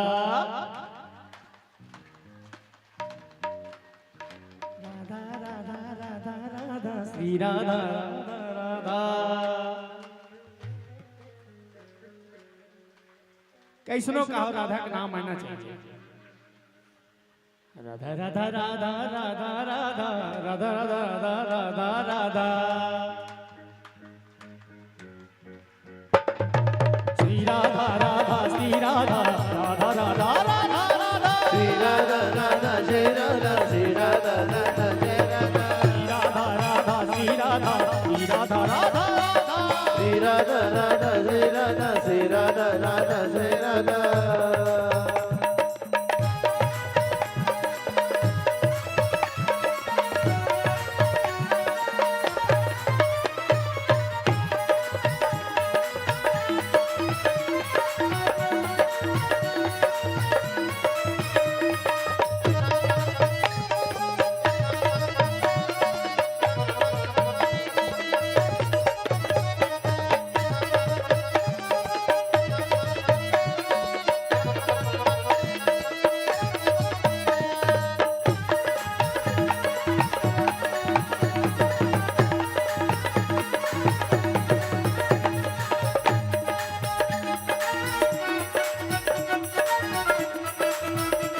और कहिए उस बांके बिहारी जी से, ऐ मेरे बांके बिहारी, अरे नजर नजर से नजर कर ली, अरे नजर नजर से नजर कर ली। बांके बिहारी जी को बोलो कि हे भगवान, अरे आप ही हो हमारा सब कुछ, आपकी सिवा इस दुनिया में कुछ नहीं है। नजर ने नजर से नजर कर ली, रहे दोनों खाओस पर बात कर ली। श्याम बिना मेरा कोई ना अपना, श्याम बिना मेरा कोई ना अपना, श्याम बिना मेरा कोई ना अपना, श्याम बिना मेरा कोई ना अपना। ये दुनिया है के झूठा सपना, ये दुनिया एक झूठा सपना। हाँ श्याम बिना कोई मेरा ना अपना, श्याम बिना मेरा कोई ना अपना। ये दुनिया है के झूठा सपना, ये दुनिया एक झूठा सपना। और आपके जो नजर में पर्दा लगा हुआ है ना, ये मोह माया, मेरा पैसा तेरा पैसा, मोर गाड़ी दादा ये तोर गाड़ी। ये जो माया का पर्दा लगा हुआ है ना, उसको एक बार हटा करके देखो, बुला कर देखो उस बांके बिहारी जी को दिल से।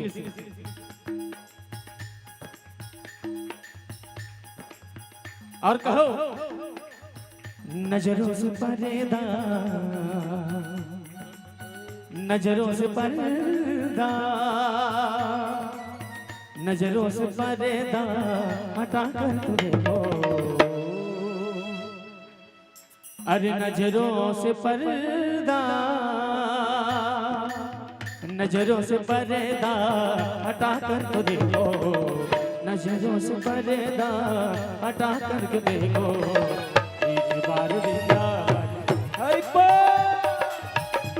बार वृंदावन आकर तो देखो, सांवरे को दिल में बिठा कर तो देखो, सांवरे को दिल में बसा कर तो देखो, सांवरे को दिल में बिठा कर तो देखो, सांवरे को दिल में बिठा कर तो देखो, एक बार वृंदावन आकर तो देखो। एक बार वृंदावन आकर तो सब मिलकर के कहिए एक बार राधे राधे श्याम राधे, श्री राधा राधा श्री राधा श्री राधा राधा राधा श्री राधा राधा श्री राधा श्री राधा श्री राधा राधा श्री राधा राधा श्री राधा राधा राधा श्री राधा श्री राधा राधा श्री राधा श्री राधा राधा राधा सांवरे को दिल में बिठा कर तो देखो, सांवरे को दिल में बसा कर देखो, एक बार वृंदावन आकर तो देखो, एक बार वृंदावन आकर देखो, एक बार वृंदावन आकर तो देखो, एक बार वृंदावन आकर देखो, राधा राधा राधा राधा श्री राधा राधा राधा राधा श्री राधा जय राधा राधा जय राधा, जय राधा राधा श्री राधा राधा राधा राधा जय राधा राधा श्री राधा जय राधा राधा श्री राधा। बोल भाग्य बिहारी लाल की जय हो। राधे राधे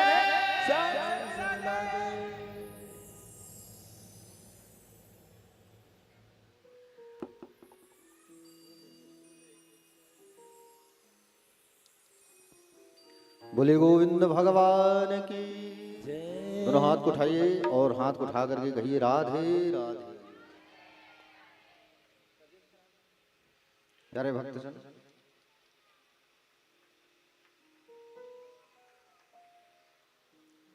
सोनाकादि ऋषियों ने त्रिशूल जी महाराज से कहा कि एक बात बताइए, महाराज परीक्षित जी को भागवत कथा क्यों सुनाई सुखदेव भगवान ने? सुखदेव जी ने राजा परीक्षित को भागवत की कथा क्यों सुनाया? तो सुत जी कहे, हे सोनाकादि ऋषियों, आओ मैं तुम सबको परीक्षित के जन्म की कथा और उनके कर्म, जन्म कर्म और मोक्ष की तथा पांडवों के स्वर्गारोहण की वर्णन करता हूं। आओ प्यारे भक्तजन, महाभारत युद्ध जब समाप्त हुआ ना, और महाभारत का जब युद्ध समाप्त हुआ तो उस रणभूमि के मैदान पर पड़ा हुआ था कौन? दुर्योधन। उस रणभूमि में दुर्योधन जो है अधमरा पड़ा हुआ था, और दुर्योधन जो है जब अधमरा पड़ा हुआ था ना वहां, प्यारे भक्तजन, दुर्योधन जब वहां अधमरा पड़ा हुआ था,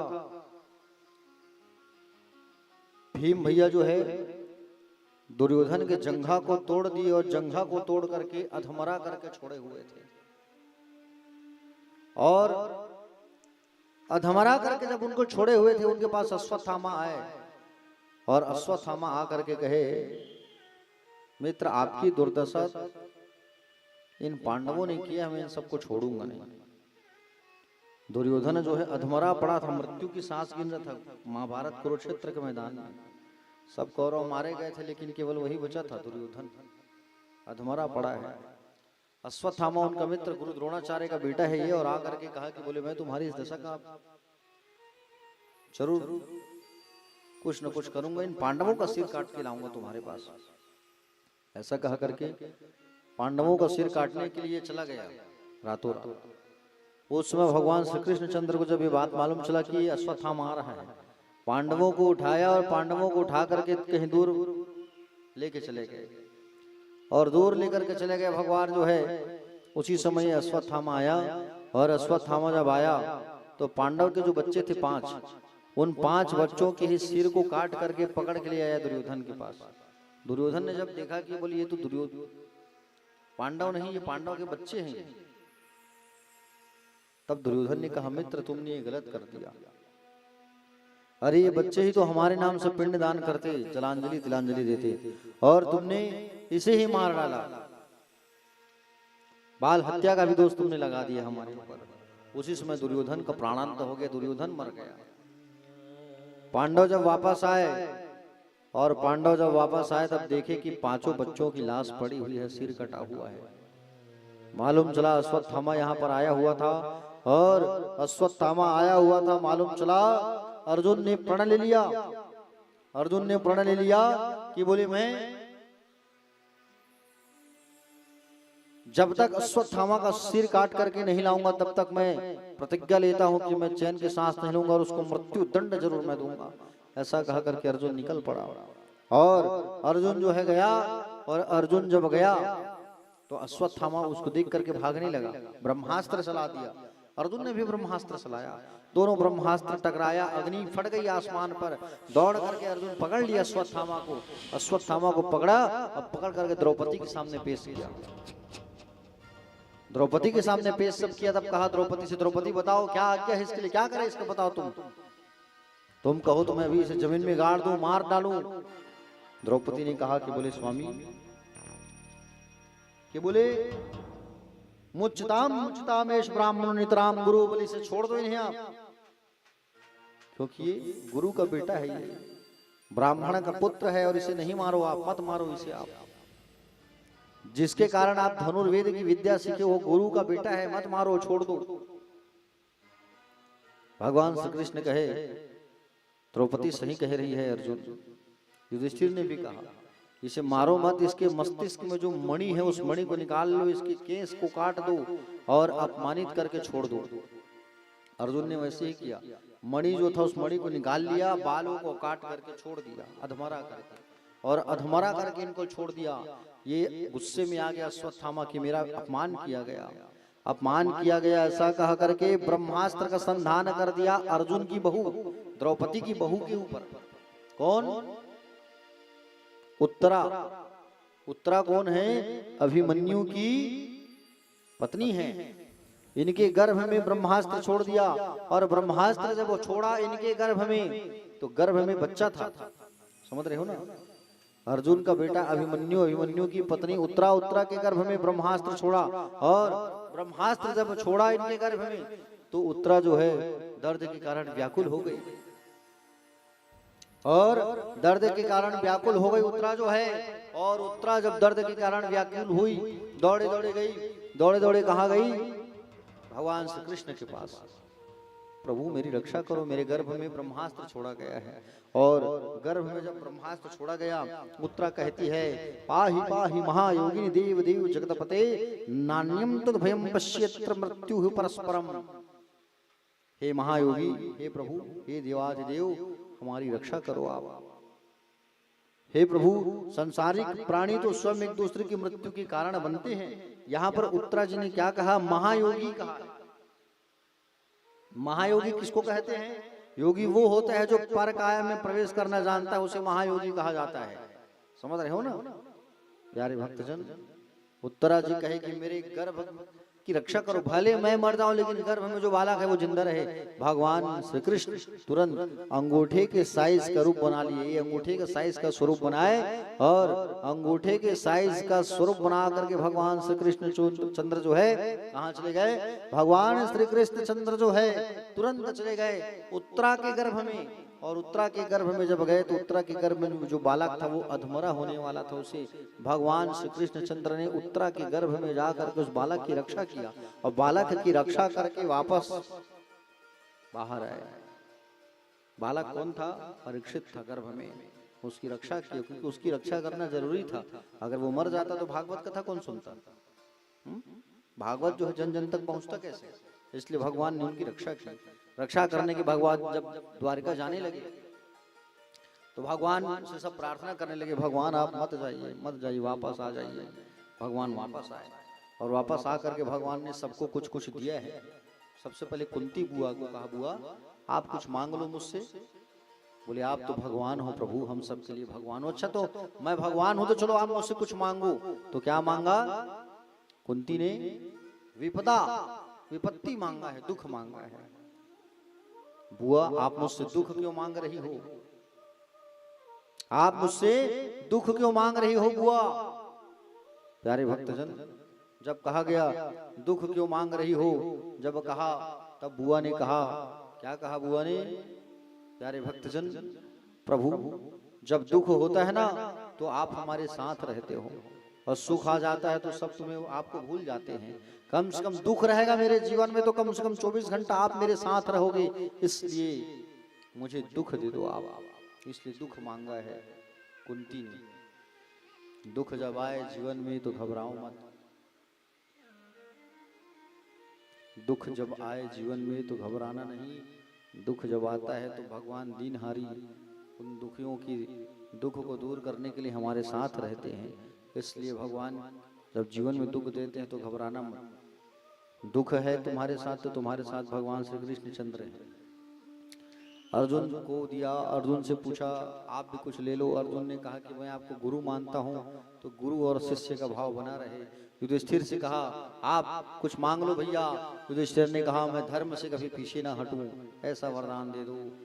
और भीम से कहा तो भीम ने कहा बोले प्रभु लोग मुझे बहुत बदनाम करते हैं कि बहुत खाता है करके, खाऊं पर आपको ना भूलूं, खाते खाते आपको स्मरण करूं, ऐसा वरदान दे दो। भगवान ने वरदान दे दिया।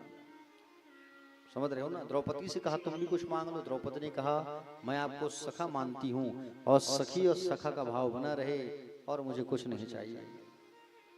भगवान को याद आया कि मेरा एक भक्त मुझे पुकारा था, मैं मुझे दर्शन देने जाऊं। भगवान जो है पांडवों को साथ लेकर के गए, कहा भीष्म पितामह के पास। भीष्म पितामह ने कहा था प्रभु जब मैं मृत्यु की शरण में रहूं तब आप मुझे दर्शन देने जरूर आना। समझ रहे हो ना? जब मैं मृत्यु की शरण में रहूं तब आप मुझे दर्शन देने जरूर आना। भीष्म ने कहा था, कब कहा था? महाभारत का जब युद्ध चल रहा था तो महाभारत युद्ध के समय दुर्योधन अपने पितामह के ऊपर भड़क गया। आप शक्तिशाली होते हुए भी आपने किसी एक पांडव को नहीं मारा, और भड़का। तब भीष्म पितामह ने कहा कि कल मेरे हाथ से एक पांडव मारा जाएगा, और कल मेरे हाथों से एक पांडव मारा जाएगा। जब कहा तब भगवान ने विचार किया। क्या विचार किया? कि मार डालूंगा बोल रहे हैं पितामह, जो गड़बड़ हो जाएगा। भगवान श्री कृष्ण ने द्रौपदी को भेजा कहा? भीष्म पितामह के पास। और पितामह के पास जब आए तो पितामह का जब प्रणाम किया, और पितामह का जब प्रणाम किया तो पितामह उस समय सोए हुए थे, लेटे थे। उनको लगा दुर्योधन की पत्नी आई होगी, अखंड सौभाग्यवती भवा, आशीर्वाद दे दिया। हाथ हटाया तो द्रौपदी, अरे जान गए कन्हैया की चाल है। भीष्म पितामह बाहर आए, और बाहर आए तो देखा तो भगवान श्री कृष्ण खड़े हैं। प्रभु आपकी लीला अपरंपार है। भगवान श्री कृष्ण ने कहा बोलो आशीर्वाद बड़ा है कि प्रतिज्ञा बड़ा है? तो कहा कि बोले आशीर्वाद बड़ा है। आप प्रतिज्ञा लिए आज कि पांडव मारा जाएगा, और अभी आशीर्वाद दिए हो सुहाग मर रहे, अब कैसे करोगे आप? है कि नहीं? असमंजस की बात। तब भीष्म पितामह ने कहा प्रभु इतना कृपा कर दो आप कि कल शिखंडी को सामने रखा करके अर्जुन को बाण चलाने का है ना मेरे ऊपर, और जब भी मैं मृत्यु की शरण में रहूं अंतिम समय में आप मुझे दर्शन देने जरूर आना। पितामह ने कहा था पितामह की तरह आप सब भी बन जाओ। भीष्म पितामह की तरह आप सब भी भगवान से कहो भगवान जब मृत्यु की शरण में हम रहे तो आप हमें दर्शन देने आना। भगवान को कहो, भगवान को पुकारो। क्या कहो भगवान को? इतना तो करना स्वामी, जब प्राण तन से निकली गोविंद नाम लेकर, तब प्राण तन से निकले। भगवान जब बंसी बजाओ, मैं जब मृत्यु की शरण में रहूं तब आप बंसी बजाओ। जब हम मृत्यु की शरण में रहे तो नजारा वृंदावन का हो, यमुना के समीप हम रहे, ऐसा वो माहौल बना देना, और तब हमारा प्राण निकले। क्या कहा करो? रोज पूजा करते करते भगवान से पूजा करते करते यही बोला करो, यही कहा करो कि गोविंद मेरी यह प्रार्थना है, भूलूं न मैं नाम कभी तुम्हारा, निष्काम होके दिन रात गाऊं गोविंद दामोदर माधवेति। नाता भला क्या जग से हमारा, आए यहाँ क्यों कर क्या रहे हैं। सोचो विचारो हरि को पुकारो, गोविंद दामोदर माधवेति। भगवान से प्रार्थना करो, हे भगवान जब मृत्यु की शरण में रहें तब आप हमें दर्शन देने आना। कोरोना के समय लोग मरे हैं, देखे हो नहीं कैसे मरे हैं। एक तो गंगा जल नसीब नहीं हुआ है। आज लोगों की मृत्यु होती है, अटैक का जमाना है आजकल, खाली हार्ट अटैक, खाली अटैक, एक्सीडेंट, अटैक, ये सब मृत्यु होती है तो तुम समझ नहीं पाओगे तुम क्या करोगे क्या। इसलिए पहले से ही बोलना चालू कर दो भगवान को। नहाने के बाद जब पूजा करते हो भगवान की, तो पूजा करने के समय कहा करो, हे भगवान जब मृत्यु की शरण में रहे तब आप हमारे साथ रहना। ऐसा रोज कहो भगवान से। तो भीष्म पितामह ने कहा था कि कन्हैया मृत्यु के समय तुम मुझे दर्शन देने आना, इसलिए भगवान दर्शन देने आए पांडवों को साथ लेके। और पांडवों को साथ लेकर के आए। भगवान ने कहा कि देखो आज तुम्हारे नाती राजा हैं, आशीर्वाद दो पितामह। भीष्म पितामह की आंखों से आंसू टपक रहा है। दुनिया के राजा तो आप हो, लेकिन आपका बड़प्पन देखो कन्हैया। भीष्म पितामह ने उपदेश दिया, तुम सब राजा हो बेटा, और तुम सब राजा हो, और राजा को प्रजा का पालन करना चाहिए। राजा को प्रजा का पालन करना चाहिए, खूब प्रजा की सेवा करना, खूब पैसे कमाना। लेकिन पैसे जब कमाओगे तो 10 रुपए भी कमाओगे तो उसमें से 1 रुपया दान करना। 10 भाग कमाए हो तो 10वां भाग जरूर दान करना उस पैसे का। ऐसा सुंदर उपदेश दे रहे हैं कौन? भीष्म पितामह। किसको? पांडवों को। हम सब भी पैसा जब कमाते हैं ना, तो महीना में 10,000 रुपये आ रहा है, 20,000 आ रहा है, तो ईमानदारी से उसमें से 1,000 रुपये दान किया करो। तो जो बचता है 19,000 वो आपका महालक्ष्मी कहलाता है, वो स्थिर होता है। और दान नहीं करते हैं तो लक्ष्मी चंचल होती है, लक्ष्मी निकल जाती है। भीष्म पितामह को उपदेश देकर के भगवान चले गए कहाँ? द्वारिका।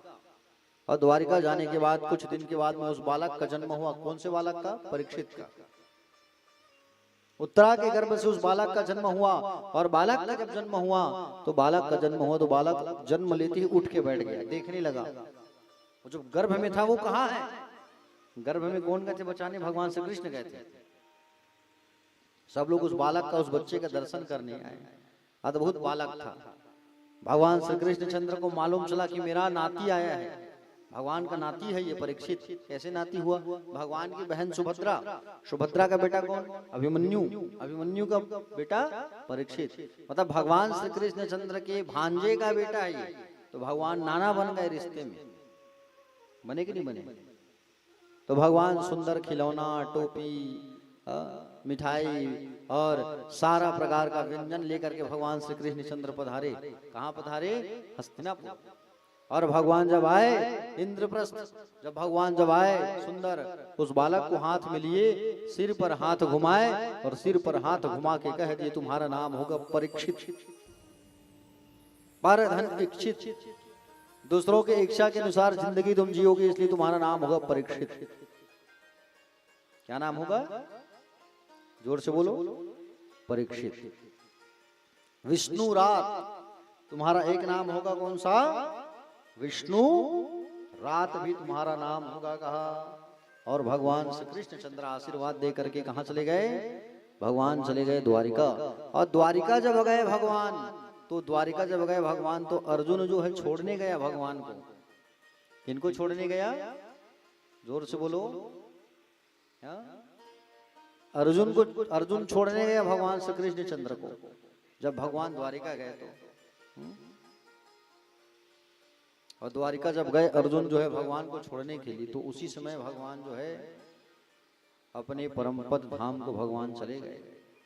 भगवान जो है 125 वर्ष भगवान पूर्ण किए और 125 वर्ष भगवान ने पूर्ण किया और पूर्ण करने के बाद भगवान जो है परम पद धाम चले गए अर्जुन के सामने।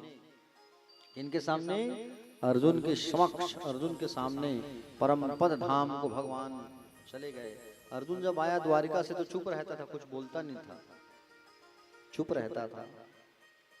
बड़े भैया ने पूछा, बोले अर्जुन जब से तुम द्वारिकाधीश को छोड़ करके आए हो चुप रहते हो, क्या कारण है? तुम्हारे चेहरे का तेज चला गया है। तो कहा कि बोले हम सबके प्रिय हमारे द्वारिकाधीश हम सबको छोड़ के चले गए।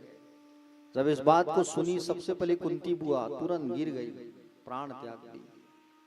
भगवान हम सबको छोड़ के चले गए और भगवान हम सबको छोड़ करके चले गए, ऐसा उन्होंने सुना और प्राण त्याग दिया। परीक्षित धीरे धीरे बड़े होने लगा और परीक्षित जो है ज्यादा बड़ा नहीं था जब उन्हें राजा बनाया गया। उनको राजा बनाया गया परीक्षित को और 3 बात उनको समझाया गया। देखो बेटा परीक्षित, अब हम स्वर्ग जाने वाले हैं। पांडव जो है स्वर्गारोहण की तैयारी कर रहे हैं। उसके पहले परीक्षित को बाल्यावस्था में परीक्षित को राजा बनाया और राजा बना करके कहे कि बोले परीक्षित 3 बात हमेशा ख्याल रखना। पहला, आंखों के सामने कभी भी पाप होते हुए मत देखना। दूसरा, अतिथि का सदैव सम्मान करना।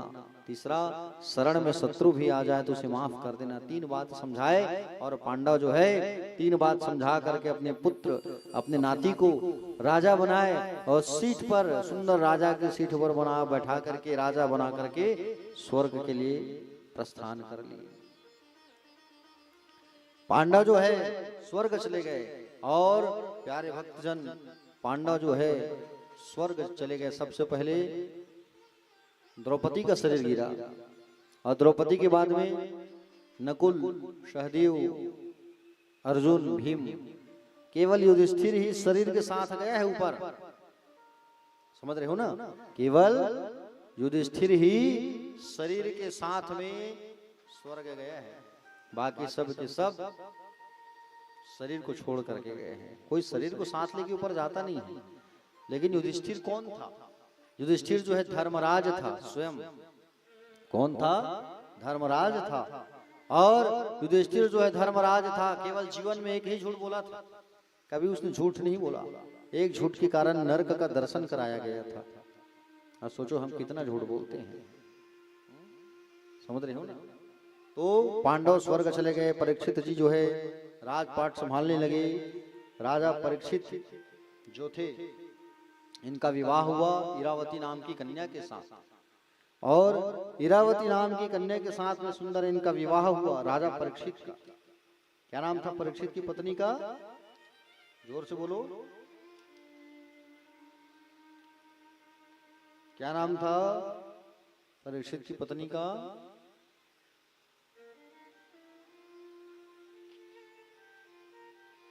अभी बताया हूं ना।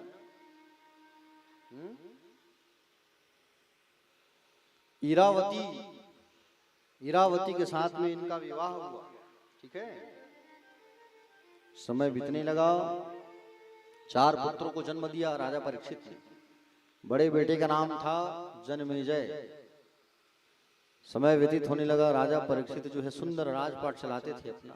परीक्षित पर धनिक्षित, दूसरों की इच्छा का ख्याल रखते थे। परीक्षित राजा थे। राजा कैसा होना चाहिए? प्रजा का सदैव ख्याल रखे, प्रजा को कोई दुख ना पहुंचे। समझ रहे हो ना? ये राजा होता है। प्यारे भक्तजन, आपको बता दूं मैं कि परीक्षित जो है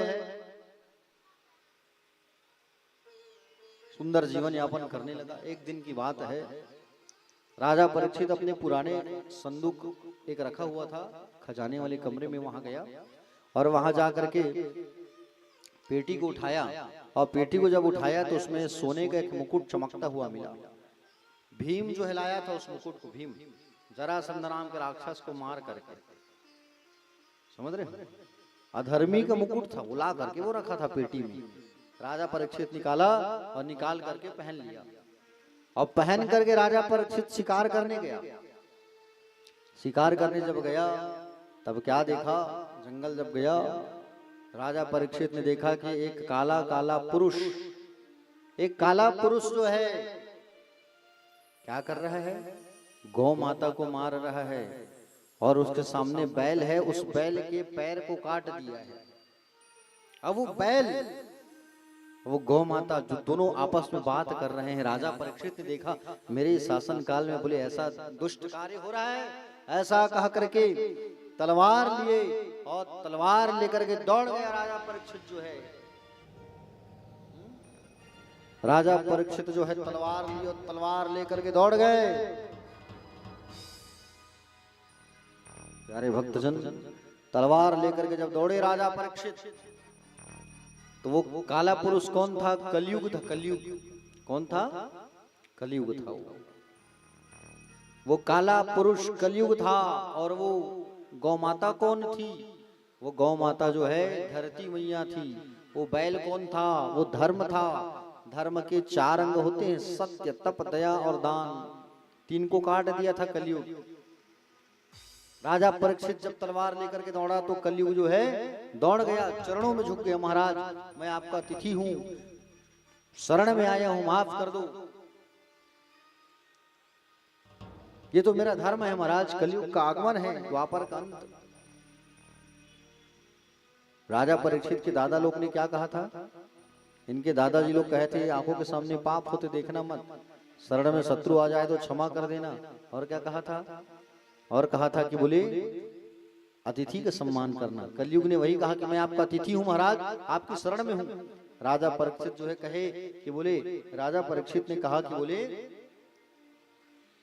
तुम ऐसा गंदा काम क्यों कर रहे हो, गौ माता को मार रहे हो, मैं तुम्हें जिंदा नहीं छोड़ूंगा। तब कहा कि बोले महाराज मुझे छोड़ दो आप, मैं आपका अतिथि हूं, मुझे जगह दो, शरण दो। तब राजा परीक्षित ने कलयुग को जगह दिया। कहां, पहला स्थान दिया है जुआ में। कहा, जुआ, दूत क्रीड़ा। दूसरा दिया है सुरापान, सुरापान मतलब मदिरा। जुआ में कलयुग का वास है। जो जुआ खेलते हैं उनके घर में कपट कलयुग का वास हो जाता है। हाँ, जुआ जो है बिना कपट के नहीं होता, याद रखना। देखियो नहीं शकुनी को, हाँ? यदि कोई सच्चाई के साथ जुआ में खेले ना, जितना चाहे तो नहीं जीत सकता। समझ रहे हो ना, छल कपट करके ही जुआ खेला जाता है। और जुआ जो खेलते हैं वहां कलयुग का वास होता है। सुरापान मतलब मदिरा, शराब, जो शराब पीते हैं उनके यहाँ कलयुग का वास हो जाता है। सुरापान मानव को कैसा बर्बाद कर देता है। हाँ? शराब पीने वाले ऐसे ऐसे आदमियों को देखा है मैंने, जो शराब में मत्त होकर गंदी नालियों में पड़े रहते हैं। ऐसे ऐसे भी लोग होते हैं। हाँ? मदिरा में भी कलयुग का वास है, इसलिए मदिरा नहीं पीना चाहिए। पर स्त्री गमन, पर स्त्री गमन करोगे तो उसमें भी तुम्हारा क्या होगा, कलयुग का वास हो जाएगा। और चौथा है हिंसा, बुराई, निंदा, ईर्ष्या, कभी मत करो। कलयुग ने कहा महाराज कुछ अच्छा स्थान दे दो। तब कलयुग को स्थान दिया स्वर्ण में। कौन से स्थान में, स्वर्ण। कौन से स्वर्ण, स्वर्ण मतलब सोना। सोना पहने हो नहीं आप लोग, सब उतार दो, चलो भगवान में चढ़ा दो। कैसे परम ब्रह्म भाई, कलयुग का वास हो जाएगा, क्यों पहने हम, चलो उतारो। मत घबराओ, बीपी लो हो जाएगा आप लोग का। आप लोग जो सोना पहने हैं उस पर कलयुग का वास नहीं होगा। जो अधर्म का सोना, चोरी का सोना, गलत तरीके से कमाए हुए पैसे से खरीदा गया सोना, जा रहे हो बस स्टैंड, कहीं रास्ते में सोना पड़ा मिल गया, उठा के लिया, उसमें भी कलयुग का वास होता है। सोना गुमना और सोना पाना अच्छी बात नहीं है। राजा परीक्षित ने स्थान दिया सोना में, स्वर्ण में।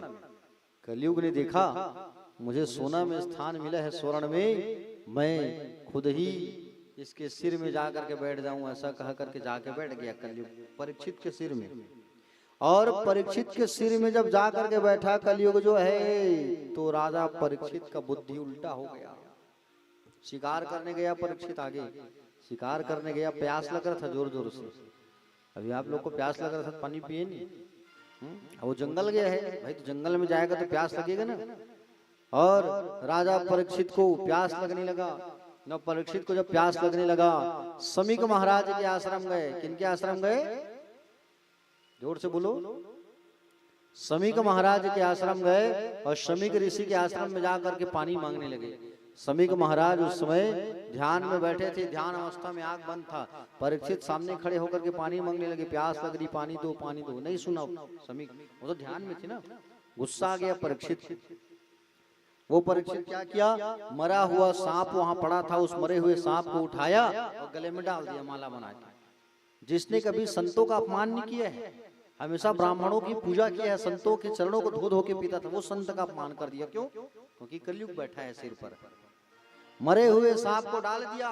और मरे हुए सांप को जब डाला, डालने के बाद वहां से वो चला गया परीक्षित। थोड़ी देर बाद समीक महाराज का एक शिष्य जा करके समीक महाराज के बेटे श्रृंगी को बताया। इसको बताया, श्रृंगी ऋषि को बताया कि श्रृंगी जी, आपके पिता के गले में मरे हुए सांप को डाल दिया। किसने अपमान किया मेरे पिता का? परीक्षित। अच्छा। तुरंत जल लिया, हाथ में जल लेकर के हाथ में श्राप दे दिया है, राजा परीक्षित, तूने जिस सांप को मेरे पिता के गले में डाला है, उसी सांपों का राजा तक्षक आज से ठीक 7वें दिन आएगा और आकर के तुम्हें डसेगा और 7वें दिन में तुम्हारी मृत्यु हो जाएगी। 7 दिन के साथ ही तुम जाओ, मेरा श्राप है। दौड़े दौड़े पिताजी के पास आए, सांप को निकाले और चरण को पकड़ कर बैठ के रोने लगे। पिताजी, आज आपका अपमान हो गया। और रोने लगे तो पिताजी जागे, क्या हो गया बेटा, क्यों रो रहे हो? पिताजी, आज आपका अपमान हो गया। मरे हुए सांप को राजा परीक्षित ने डाला था आपके गले में, मैंने श्राप दे दिया। मैंने उस राजा को श्राप दे दिया कि 7वें दिन में मृत्यु होगी। अरे बाप रे, तुमने ऐसा क्यों किया? अरे वो इतना बड़ा दानवीर राजा, दयालु राजा, हमारे भारत में, हमारे खंड में ऐसा कोई राजा नहीं, तुमने उसे श्राप दे दिया? अरे उसे पता है कि नहीं? जाओ उन्हें जा करके बताओ कि उनको श्राप मिला है। बेटा, एक शिष्य को भेजा बताने के लिए, लेकिन उससे पहले राजा परीक्षित जब अपने महल में आया और मुकुट को उतारता है ना, तो राजा परीक्षित को मालूम चल गया था कि आज मेरे इस हाथ से मैंने कोई पाप किया है। समझ रहे हो ना, मैंने कोई पाप किया है, ऐसा करके मालूम चल गया था। गौर भाट नाम का शिष्य आके बताया, राजा, हमारे भाई गुरु भाई ने आपको श्राप दिया है, 7वें दिन में आपकी मृत्यु है, आप कुछ कार्य कर लेना। बता के चले गए। राजा परीक्षित राजसी वस्त्र को उतार दिया, अपने बड़े बेटे जन्मेजय को राजगद्दी पर बैठा दिया। और राजगद्दी पर बैठाया किसको? जन्मेजय को। और राजगद्दी पर बैठा करके कहां चले गए? वनवासी वेशभूषा पहन करके राजा परीक्षित मां गंगा के किनारे चले गए। गंगा मां के पास गए और गंगा मैया के पास आकर के आंख को बंद करके ध्यान में मग्न हो गए कि हे प्रभु, आप गर्भ में आकर मेरी रक्षा किए थे, आप आकर के मेरी रक्षा करो भगवान, आप आओ और आकर के मेरी रक्षा करो। 7वें दिन में मेरी मृत्यु होने वाली है और 7वें दिन में मेरी मृत्यु होने वाली है, आकर के मुझे ज्ञान की बात बताओ, आप मुक्ति का मार्ग दिखाओ, मोक्ष का मार्ग प्रशस्त करो, मोक्ष का मार्ग बताओ। 7वें दिन में मेरी मृत्यु होने वाली है। सुंदर जब ध्यान लगाया और ध्यान जब लगाया, राजा परीक्षित गंगा किनारे बैठे हैं, 25,000 संत उनके पास आ गए। मालूम चला कि मरने वाला है परीक्षित, और मरने वाला है करके जब मालूम चला तो 25,000 संत जो है आकर के इकट्ठा हो गए उनके पास। नारद जी गए सुखदेव जी के पास जंगल में, और नारद जी गए जंगल में सुखदेव जी के पास, और श्री सुखदेव जी भगवान के पास जाकर के कहे, क्या कहे? हे सुखदेव जी, अब जिस कार्य के लिए आपका जन्म हुआ है वो समय आ गया है, जाइए और राजा परीक्षित को आप कथा सुनाइए। राजा परीक्षित को भागवत की कथा रसपान कराइए, अब आपका समय आ गया है। सुंदर सुखदेव भगवान 4 अंगुल का केवल लंगोटा पहने हैं, 16 साल की आयु है। कितने साल की आयु है? 16 साल। लंगोटा धारण किए हैं, कमंडल पकड़े, चंद्रमा जैसा चेहरा चमकता हुआ सुखदेव भगवान आ रहे हैं। और सुखदेव भगवान जैसे ही पहुंचे, सब संत खड़े हो गए, सम्मान करने लगे। उसी समय सुखदेव जी भगवान सामने खड़े हैं, राजा परीक्षित के सामने। और राजा परीक्षित के सामने खड़े हैं, आंख बंद करके परीक्षित ध्यान में मग्न है। हाँ? परीक्षित तो ध्यान में मग्न है ना। और सुंदर सुखदेव भगवान को जब देखा, आंख खोला, भगवान से सुखदेव जी ने कहा आंख खोलो राजा। और जैसी आंख खोलते हैं राजा परीक्षित, तब क्या देखे? राजा परीक्षित ने देखा सुंदर भगवान श्री सुखदेव जी शंकर के अवतारी हैं, साक्षात ये शिव स्वरूप खड़े हैं सुंदर। और कहा कि अब चिंता मत करो राजा, हम तुम्हें भागवत की कथा सुनाएंगे। राजा खटवांग थे, उनको मालूम चला कि मेरी मृत्यु होने वाली है। जाके भगवान के चरणों को पकड़ लिए, मुक्ति हो गई। 2 घड़ी मृत्यु बची थी शेष, तुम्हारे पास तो 7 दिन हैं, हम तुम्हें भागवत की कथा रसपान कराएंगे। सुंदर सुकताल पर गंगा नदी के किनारे श्रीमद् भागवत की अविरल धारा बहने लगी। और सुनाने वाले भगवान सुखदेव जी ऊपर बैठे हैं, सुनने वाले राजा परीक्षित सामने बैठे हैं। और सुंदर राजा परीक्षित सामने बैठे हैं, सुखदेव जी ऊपर बैठे हैं। अब सुंदर प्रारंभ हुआ श्रीमद् भागवत की कथा। कौन सी कथा प्रारंभ हुई? भागवत की कथा। हरि की कथा सुनाने वाले, गोविंद कथा बताने वाले, तुमको लाखों प्रणाम, तुमको लाखों प्रणाम, तुमको लाखों प्रणाम, तुमको लाखों प्रणाम। हरि की कथा सुनाने वाले, गोविंद कथा बताने वाले, तुमको लाखों प्रणाम, तुमको लाखों प्रणाम, तुमको लाखों प्रणाम, तुमको लाखों प्रणाम।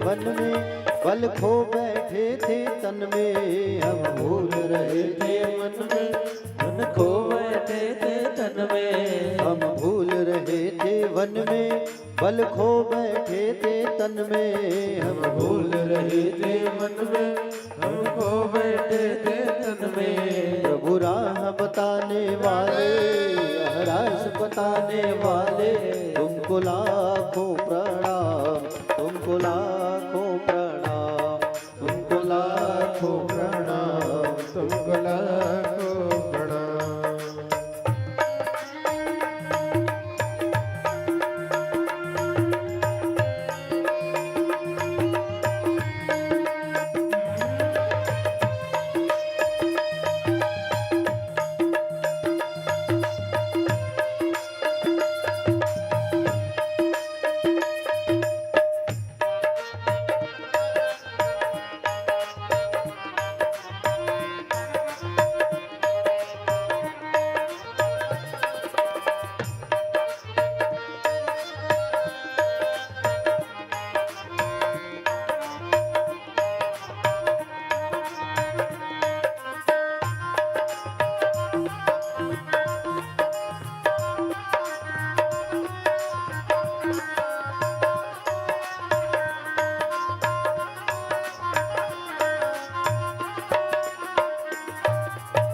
घट अंतर्यामी हम पतित और अभिमानी।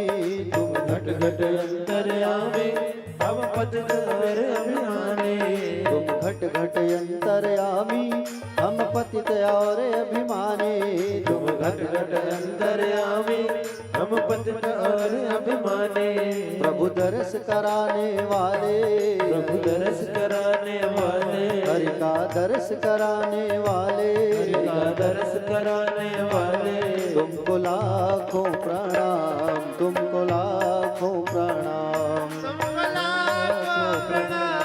तुमको लाखों प्रणाम। हरि की कथा सुनाने वाले, गोविंद कथा बताने वाले, कोई कथा सुनाने वाले, गोविंद कथा बताने वाले।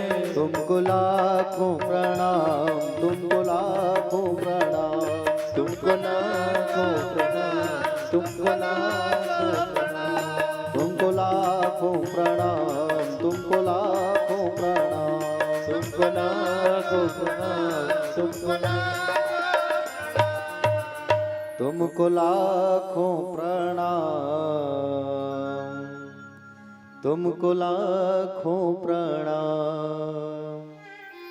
हरि की कथा सुनाने वाले, प्रभु की दर्श कराने वाले,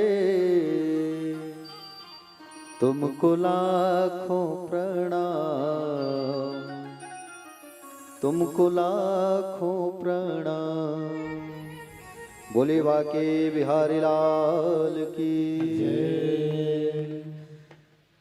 श्री सुखदेव जी भगवान का सुंदर दिव्यमय पावनमय आगमन हुआ और राजा परीक्षित से कहा कि राजन चिंता मत करो, हम तुम्हें श्रीमद् भागवत की कथा रसपान कराएंगे।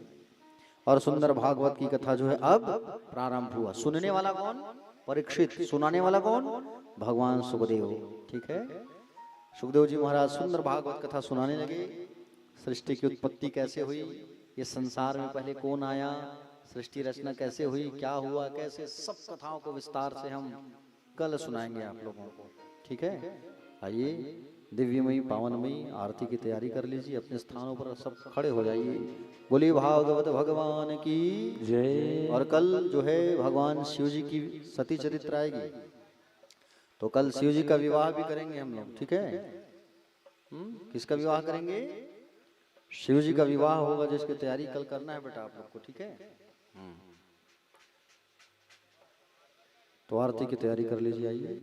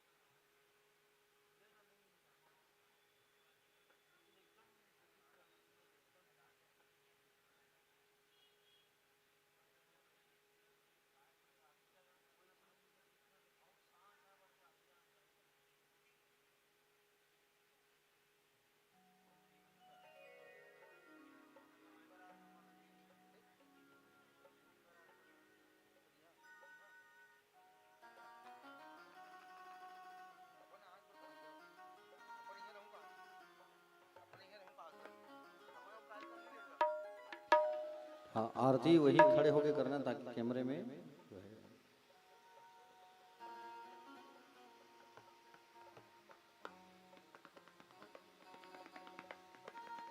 बोलिए बाके बिहारी लाल की जय।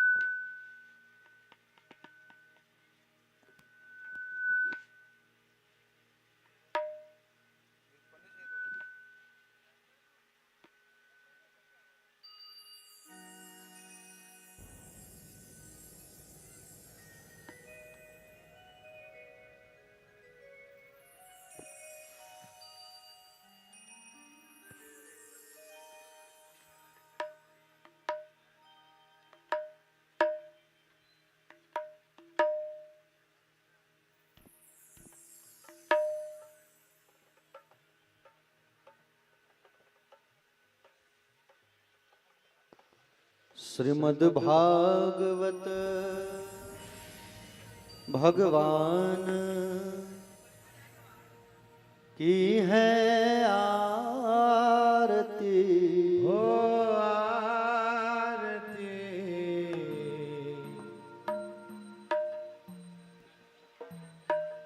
पापियों को पाप से है तारती श्री भागवत भगवान की है आरती ओ आरती पापियों को पाप से है तारती श्रीमद् भागवत भगवान की है आरती ओ आरती पापियों को पाप से है तारती श्रीमद् भागवत भगवान की है आरती ओ आरती पापियों को पाप से है तारती ये अमर ग्रंथ ये मुक्ति पंथ ये पंचम वेद निराला नव ज्योति सगाने वाला ये अमर ग्रंथ ये मुक्ति पंथ ये पंचम वेद निराला नव ज्योति जगाने वाला ये अमर ग्रंथ ये मुक्ति पंथ ये पंचम वेद निराला नव ज्योति सगाने वाला ये अमर ग्रंथ ये मुक्ति पंथ ये पंचम वेद निराला नव ज्योति जगाने वाला हरि नाम यही हरि ध्यान यही हरि नाम यही हरि नाम यही हरि नाम यही हरि धाम यही हरि नाम यही हरि नाम यही जग के मंगल की आरती पापियों को पाप से है तारती श्रीमद् भागवत भगवान की है आरती ओ आरती पापियों को पाप से है तारती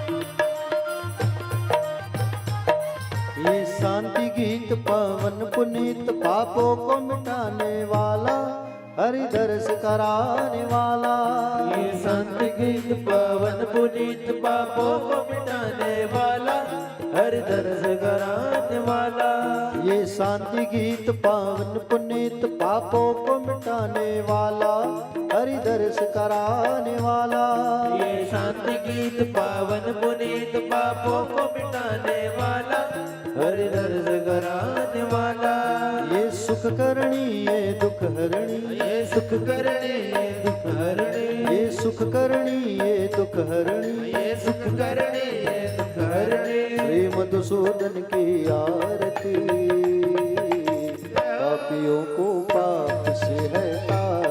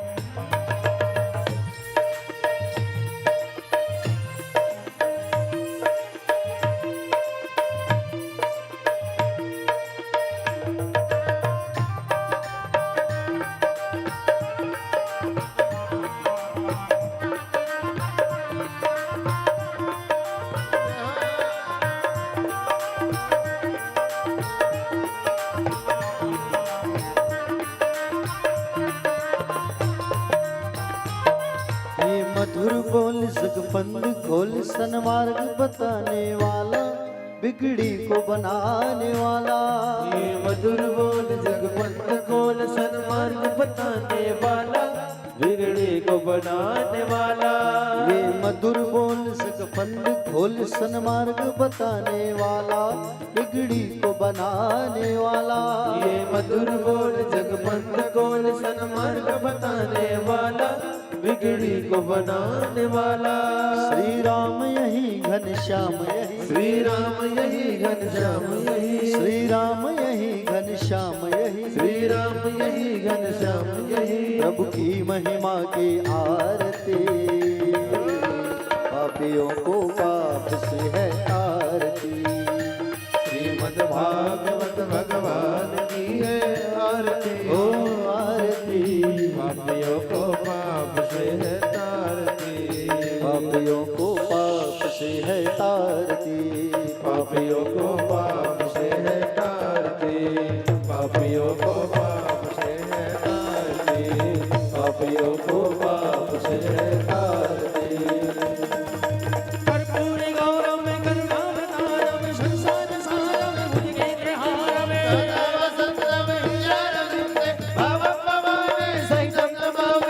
वंदने माला तुलताय काले कपाले माला चित से हराए। मेरे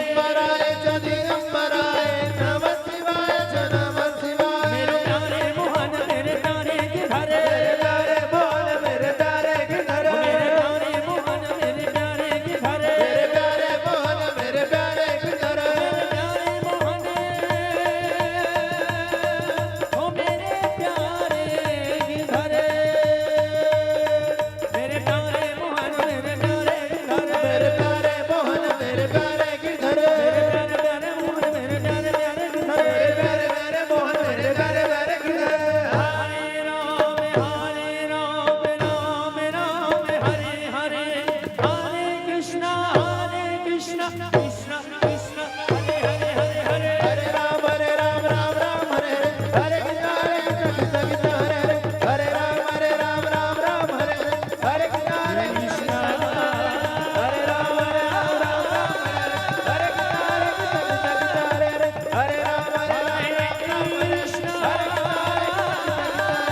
हरे राम हरे हरे, हरे राम हरे हरे, हरे कृष्ण कृष्ण हरे हरे। श्याम से मिला दे। चार बार परिक्रमा कर लेंगे अपने अपने स्थानों में कि जय तीर्थान प्रचरंत